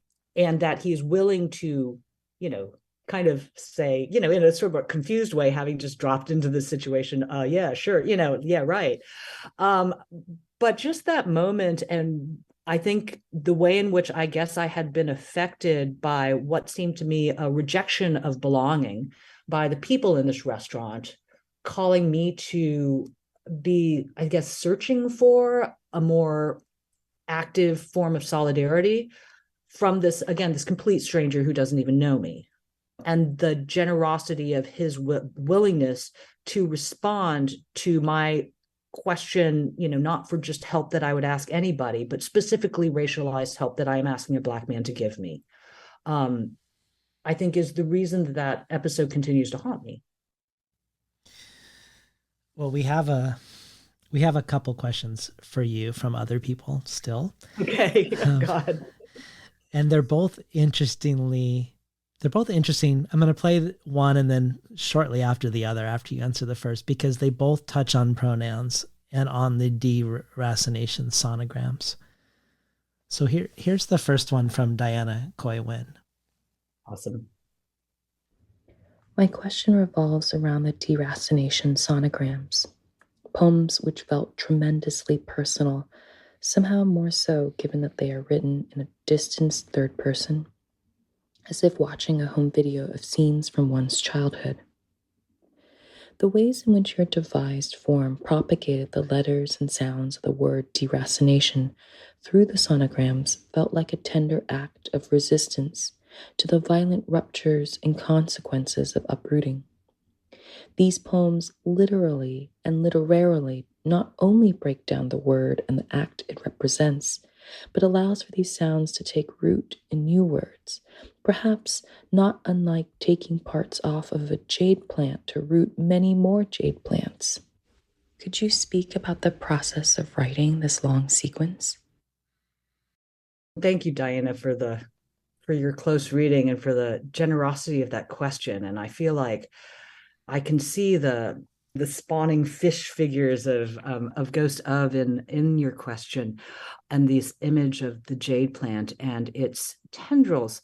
Deracinations stem from an exercise I often give my students, which I call a sonic landscape exercise, where they take a word and they break it down into its constituent sounds and really kind of go nuts on it and generate a brainstorm of words that are occupying the sonic landscape of whatever the source term is. It bears some relation to Terrence Hayes's work with anagram, which has been tremendously influential on me and which I kind of explicitly follow in Blackacre, or in one poem in Blackacre.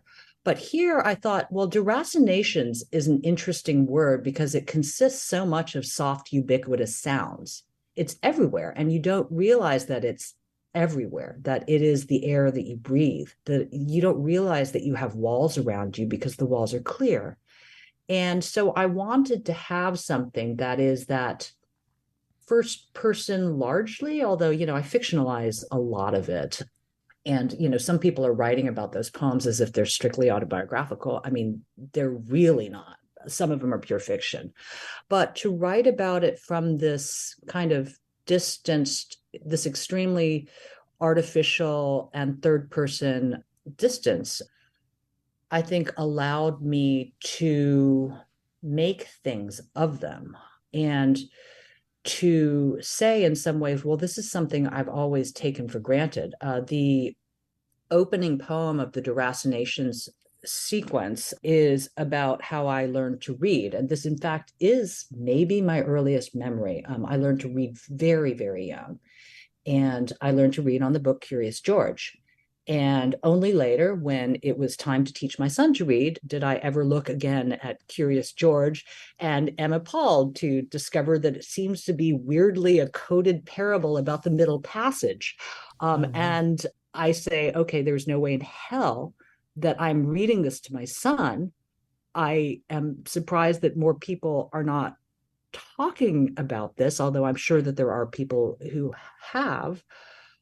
But the way in which that was really my first lesson in written English, I think in second grade, my parents wanted to give me a long book. We're in the American South. What's a good book? Oh, Gone with the Wind. Let's give this child Gone with the Wind. So I read Gone with the Wind. I learned what slavery was before I knew what sex was, right? I have no context whatsoever. My parents don't really know any of the history either. They're immigrants. They just are like, oh, our kid is bothering us. Let's give her a long book to read. Here's Gone with the Wind. I have no concept of what's going on. But, that the first two major reading milestones in my life were books of enslavement is something that I thought was interesting, and ways in which that keeps playing out, sometimes in relatively comic, sometimes in more serious ways throughout this sequence, was something that I just wanted to, I don't usually write autobiographically. I don't really see the point of it. Like, I don't think of myself as, I don't think explorations of race should center around me and my experience. I think I'm in some ways kind of beside the point. And so the idea of writing just sheer anecdote, like this is what happened to me, is something that I just really can't bring myself to do. But I could do it in this way, and that was interesting to me, and seeing what it becomes a symbol of. Well, let's hear the second question, which sort of extends some of what the first question opens up. Hi, Monica. This is Victoria Chang, and I'm really excited to be able to ask you a question about your wonderful book, From. I noticed that the first person is delayed in the book, and I kind of felt like at the end, that first person is sort of earned, if that makes sense. And even in the second section in deracinations, where there are a lot of narratives, a lot of that section was in third person. So kind of a long winding question, but was wondering if you could talk about some of those choices. And that's really interesting. I'm actually having dinner with Victoria in 2 days, but it was at Victoria's suggestion that I moved the deracination section earlier in the book, because she said we need to be able to situate this perspective in something. It can't just be this drifting, vaguely authoritative asshole voice that you have going on through a lot of this. And so I thought that was fair. And so I moved deracinations up, and I kind of gave it a little more prominence in the book. And I think she talks about the first person at the end, I think, as earned. And I wanted very much, as I said, to call attention to what I was doing as the speaker, and by so doing, to call attention in some ways to the audience. Like Elaine Castillo's talking about the expected audience of the book is very helpful here, because I was very aware that for study of two figures pacificado, for detail of the rice chest, that the expected audience is white. And how do I, again, revisit these overly exoticized stories in a way that is not reinscribing that exoticization? And so I thought that in order to do so, I had to bring me into the frame in order to bring the audience into the frame, and to show me showing them the box, and to say, look at yourself looking into the box. And I want you to be aware of that. And I also want you to be aware of me standing outside the box, pointing to what is inside the box. I want that to be a conscious part of these poems. And that's, I think, why those two poems ended up being framing mechanisms, but also why I don't want to have, I could have had deracinations, I could have made it less fictional, I could have put it in the first person. I could have been, oh, okay, here are these narratives of microaggressions, much in the same way that people misunderstand Claudia Rankine's Citizen as being merely a narrative about microaggressions, when in fact that's not what she's doing. What she's doing is very much conscious of expected audience, and the way in which people's bodies being required to inhabit the you of those narratives are going to fit with varying degrees of familiarity or lack of familiarity. Well, I'm sure a lot of people, when you mentioned the part about showing in the box and showing yourself showing in the box, are like, whoa, that sounds really complicated. But I think Victoria is really right that when we arrive at that poem, which has to come at the end, the rice chest poem, it's not confusing. It's extremely earned, and it makes a deep sense that maybe if that was the opening poem, we would have no clue what you were talking about. Yeah, I don't think that poem would have made any sense as the opening poem to a book. Yeah. Well, let's hear one of the deracination sonograms. I was thinking maybe education. Okay. Number 2, education. What's the C in conduct? Brandishing the report card, her mother ranted, irate. Your teachers expect courtesy, not disrespect. She started on her rote tirade, thankless, etc., sacrifice, etc., etc. The second grader, teary-eyed, cut in. But Ma, it was just one incident. This one boy teases me every day, calls me Chinese eyes, chink. So at recess, I used karate on him, kicked him in the shins. The mother frowned, scrutinized her daughter's countenance. And did you tell him that Chinese eyes are better than American eyes? The daughter stared for a second, then shook her head, downcast. The mother hesitated, then chose to carry on. And did you inform that idiot you're not Chinese, you're Korean? No, Ma, I didn't get a chance. The mother turned back to the sink, the dishes. And don't talk like a know-nothing American kid. It's not karate, it's taekwondo. We've been listening to Monica Youn read from her latest collection, From. So I wanted to think about Diana and Victoria's questions about pronouns and distance in relation to distributive risk or care as shared risk also. You say something about your last book, Blackacre, with Kaveh Akbar that leapt out to me.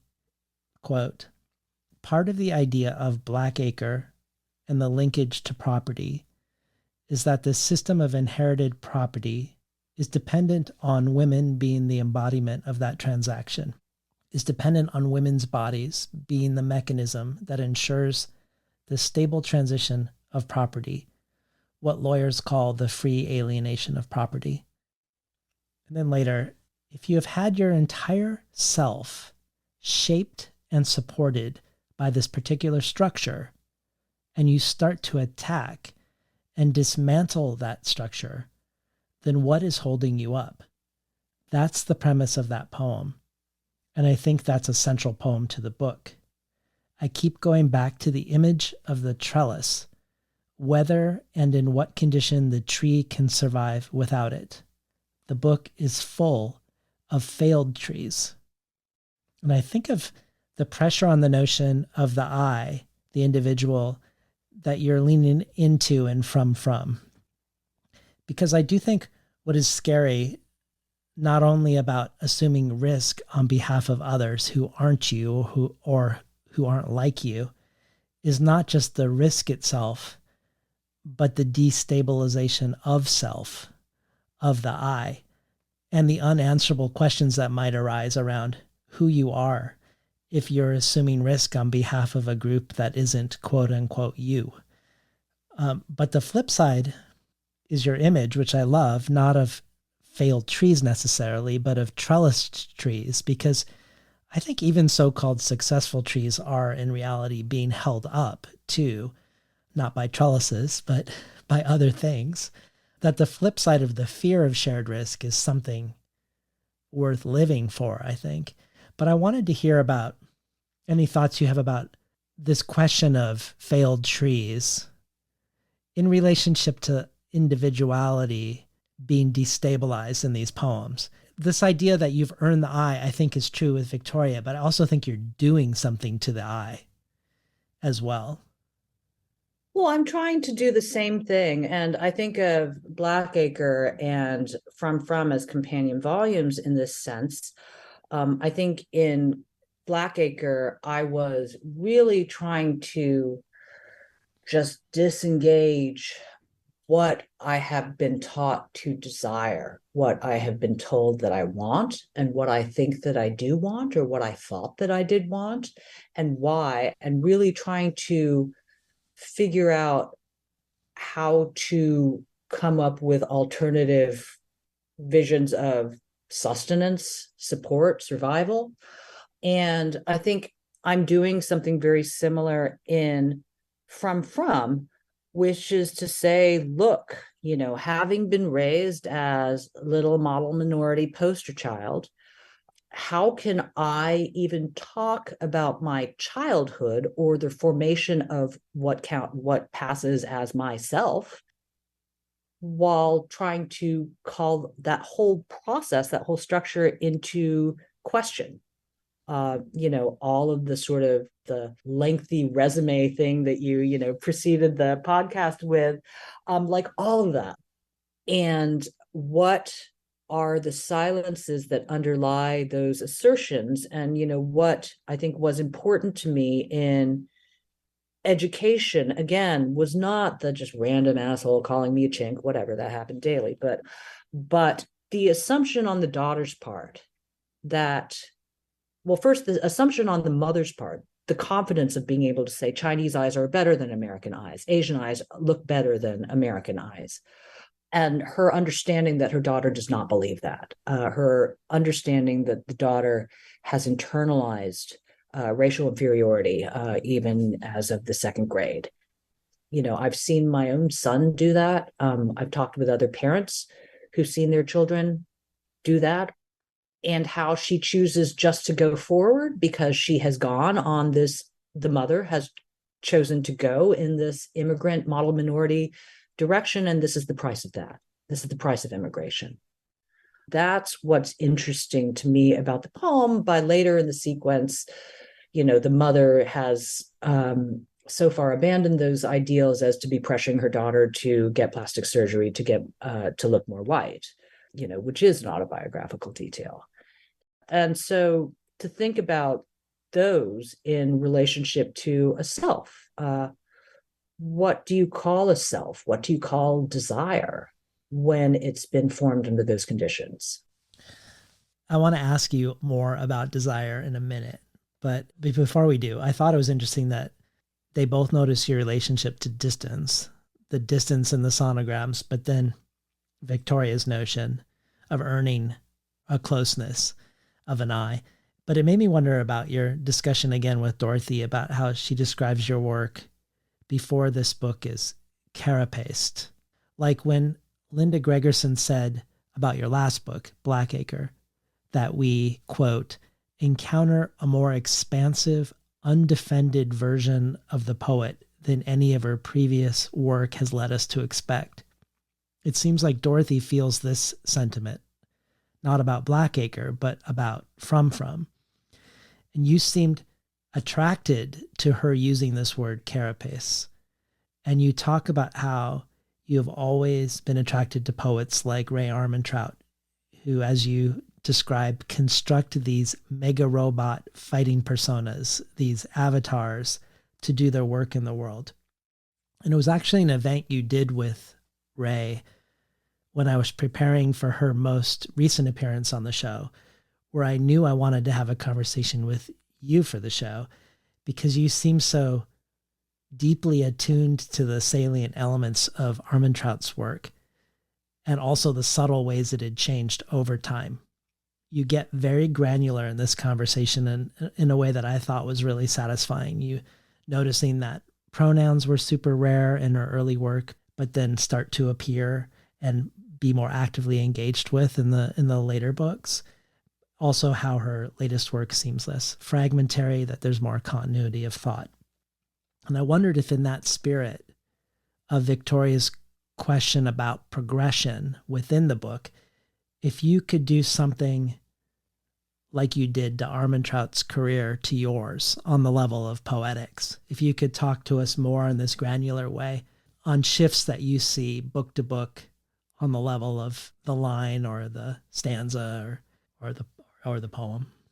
I love the carapace thing because it was something that I have always thought both about my own poetics and about Ray's poetics. And I'm really glad that you picked up on my relationship with Ray, who is a deep influence. And actually, my favorite talk I've ever given was one that I gave at a tribute to Ray Armantrout, an AWP that I think like 4 people saw, that was called Ray Armantrout Avatar, in which I overlay her work on top of these stills taken from the movie Avatar. And I kind of explain how the plot works as an allegory for her poetics, which she told me was the most on point thing that anyone had ever said about her poetics. Wow. She agreed that was exactly what she was doing. This is also a reason why I'm attracted to John Yao, who is always using these various layers of artifice and persona to get to these issues of deracination, the reason you have the carapace is once you get beyond the carapace, what's there? I mean, what is the supposedly tender inside that the carapace is hiding? I have no idea. When I opened it up, it looked like this, like when you open up a bug, it's just this mass of goo. And how do you write from a mess of goo? And I like in the passive voice, because I feel like that is my mess of goo poem. Like that is me really opening it up to the uncertainty and being like, I have no idea what I'm doing. I'm just trying to write this out, and to, withstand these pressures using something that doesn't feel false. And I think, the same in perhaps in detail of the rice chest, where I'm really just trying to say, look, I'm going to show you all of the artifice. I don't know if there's a truth underlying that artifice, but at least the least I can do is to make the artifice apparent. I mean, I think this is why I was having a bit of a tussle with Dorothy, much as I love her, in this interview, because I think that she thinks that my references, my fluency, my erudition, are a form of credentializing, and I'm like, you don't understand, Dorothy. That's all I am. Like I'm like a vat-grown model minority. Like I don't know what else I am. Yeah, that's really interesting. Before we end, I do want to ask you about desire and the function of desire in the poems of From, because the first poem feels like a cautionary tale, very explicitly about desire, among other things. As you mentioned, Prince Sato is a serial rapist, gets locked into a rice chest by his family until he dies. And Pasiphae, who mates with a bull and is the mother of the Minotaur, curses her husband for his infidelities so that he ejaculates poisoned creatures into his lovers, killing them. And you've talked, as you have here and elsewhere, about how the Greeks defined Asians as decadent, sexual, irrational, and taboo. And in that first poem, you talk about the origins of the word hot button and the ways the desires of laboratory animals are manipulated and shaped. And then if we leap forward to near the end of the book, you talk about Yusuf Komunyaca's poem Lust, one that ends with the lines, "He longs to be an orange, to feel fingernails run a seam through him," which comes after a long list of longings in that poem with similar syntactical structure, to be formulations, which are not in the passive voice. And you say, I read the poem again. It's the only version of desire that doesn't disgust me right now, that doesn't make my stomach clench up or make the spit run sour in my mouth. Maybe it's enough for me for now. Talk to us about desire, and I guess by extension, disgust, in this collection, which is bookended by these very pointed explorations of desire. Yeah, I mean, I think that there are two notions of desire at play in the work, one of which is my personal desires and the way in which I come. And, Blackacre was entirely about this, the way in which I distrust what it is that I want, because I think that the reasons I've been taught to feel that I want them are themselves, horrific and toxic and whatever. And that process continues through From. It's just this time I make its racialized origins explicit. And then there's the sort of desire I'm talking about in the passive voice essay, which is the desire of the objectifying gaze, right? It's the desire that's referenced in that canon poem you were thinking about having me read, in which, the woman finds out that her boyfriend has been watching videos called Naked Asian Naughty Hotties Take It in the Face, and how you deal with that sort of objectification and being told your whole life that you should be considering that a compliment, that you should be considering being treated as a sexualized object, as some sort of, under capitalism, a proof of your worth as a commodity, and how you try to get beyond that to what you think of might be a legitimate notion of desire. And what I didn't get into in the passive voice essay is the way in which this plays out in the history of Korea, and the gender politics of contemporary Korea, and post-war Korea, and the normalization of sex work and race and rape culture, and where you have a country that at one point 25% of the GDP is prostitution. How you come to an understanding of desire that seems non-commodified, right? And so I think that's what I'm thinking about, and that's what I think a lot of Asian women were feeling around the time of the Atlanta shootings, all of these men telling us that we should be taking this as a compliment. And just the almost unbearable rage that would result from that. Well, let's end with a poem from the section we haven't discussed. I was hoping you would introduce us to the figure of the magpie and talk about the many Parable of the Magpie poems as a set. And then maybe we can go out with Parable of the Magpie in the West. I was just talking yesterday with a friend about how if I get a tattoo, it's going to be a magpie tattoo. But, magpie in Korean is kachi, which is very similar to the word for together in Korean, which is kachi. And in the East, the magpie is traditionally an omen of good luck. Often there's this kind of series of famous Korean paintings called the Tiger and the Magpie. And in it, the tiger is the kind of corrupt but powerful traditional aristocracy of Korea, the Yangban. And the magpie is the rest of the population, the peasantry. And the magpie is always getting the better of the tiger in some ways. The magpie has always been kind of a mascot to the Korean people, and it is the national bird of Korea. Whereas in the West, the magpie is always seen as possibly satanic, certainly a thief, a hoarder, the whole oh, you're covetous like a magpie, the whole, plot sequence that focuses around that, starting with the Rossini opera, La Cazzaladra.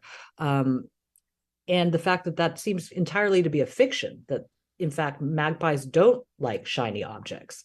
And this has just been something that Europeans have credulously believed for, as far as I can tell, centuries without really questioning it.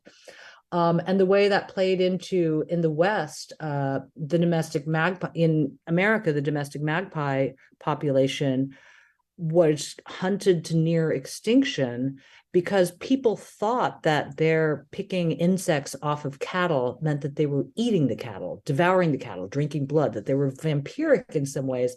Wow. And they killed hundreds of thousands of them. I mean, literally, there was a bounty on magpies, like a nickel per dead bird or egg. And it was only, I think, when the Migratory Bird Act, sorry, this is, as you can tell, I did a lot of research about I love it.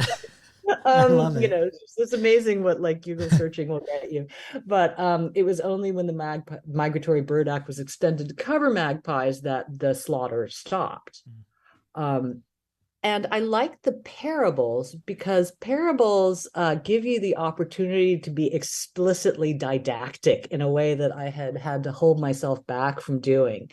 I was kind of interested in the cadences of for example, the King James Bible version of the parables, and the artificiality but the authority of that language. I was raised very religious. I went to Catholic school for through high school, or at least for my high school, for 4 years in high school, after leaving the terrible public school where most of the deracination sequence is set. I responded in some ways to the cadences of biblical language as being another one of these languages that I had been forced to inhabit. Parable of the Magpies in the West. And the magpies flew west and came to a land where there were many flocks and herds that were ill-tended and diseased. And the magpies said to each other, "Indeed, this is the place we have been seeking, and here we will make our home, for here there is food for us, consuming the vermin that so torment these animals and open raw wounds in their tormented flesh. And this will be our work and the service we offer to the Westerners, and therefore they will welcome us and reward us richly. And the magpies tended to the herds, and therefore the magpies found their work and raised their children, and other magpies came to join them. And the Westerners watched the magpies, and at first the Westerners were glad in their coming for the care that the magpies gave to those among them so long uncared for.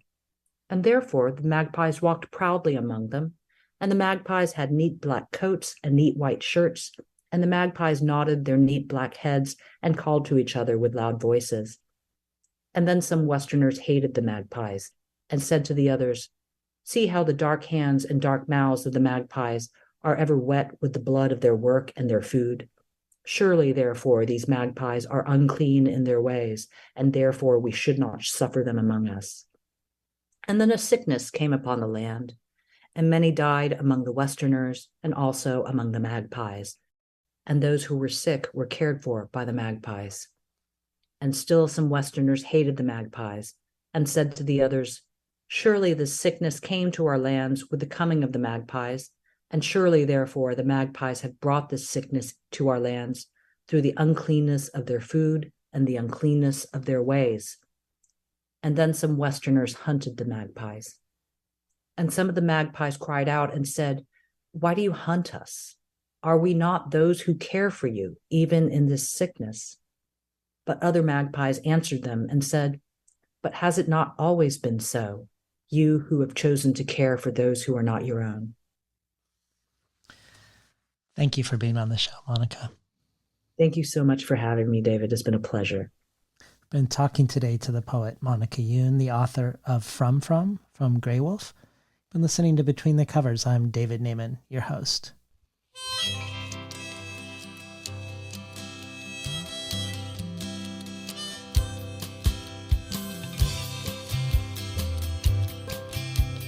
Today's program was recorded at the volunteer-powered, non-commercial, listener-sponsored, full-strength, makeshift home office of me, David Naiman. For the bonus audio archive, Monica Youn contributes the reading of 2 mesmerizing long poems for us, one written for the Poems for Political Disaster anthology, and the other called The Parable of the Magpie's Nest. These join bonus material from everyone from Ayad Akhtar to Teju Cole, to Jory Graham, to Victoria Chang, to Ada Limon.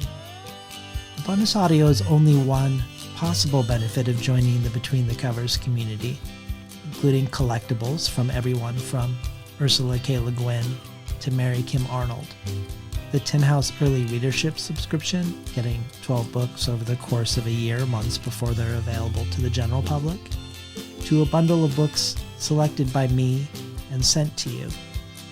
In addition, every supporter can join our brainstorm with future guests, and every listener supporter receives the supplementary resources with each conversation.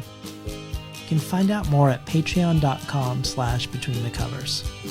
Or if you prefer a one-time donation, you can do so by PayPal at tinhouse.com/support. I'd like to thank the Tin House team, Elizabeth DeMeo and Elisa Ogie in the book division, Beth Steidel in the art department, Becky Kramer and Jay Nichelle, whose book God Themselves is out this month, in publicity, and Lance Cleland, the director of the Summer and Winter Tin House Writers Workshops. Finally, I'd like to thank Imre Lodbrog and Barbara Browning for creating the outro. Their album, Imre Lodbrog, A Sapatita Me, can be found on iTunes, and Barbara Browning's trove of ukulele covers can be found at soundcloud.com/Barbara Browning.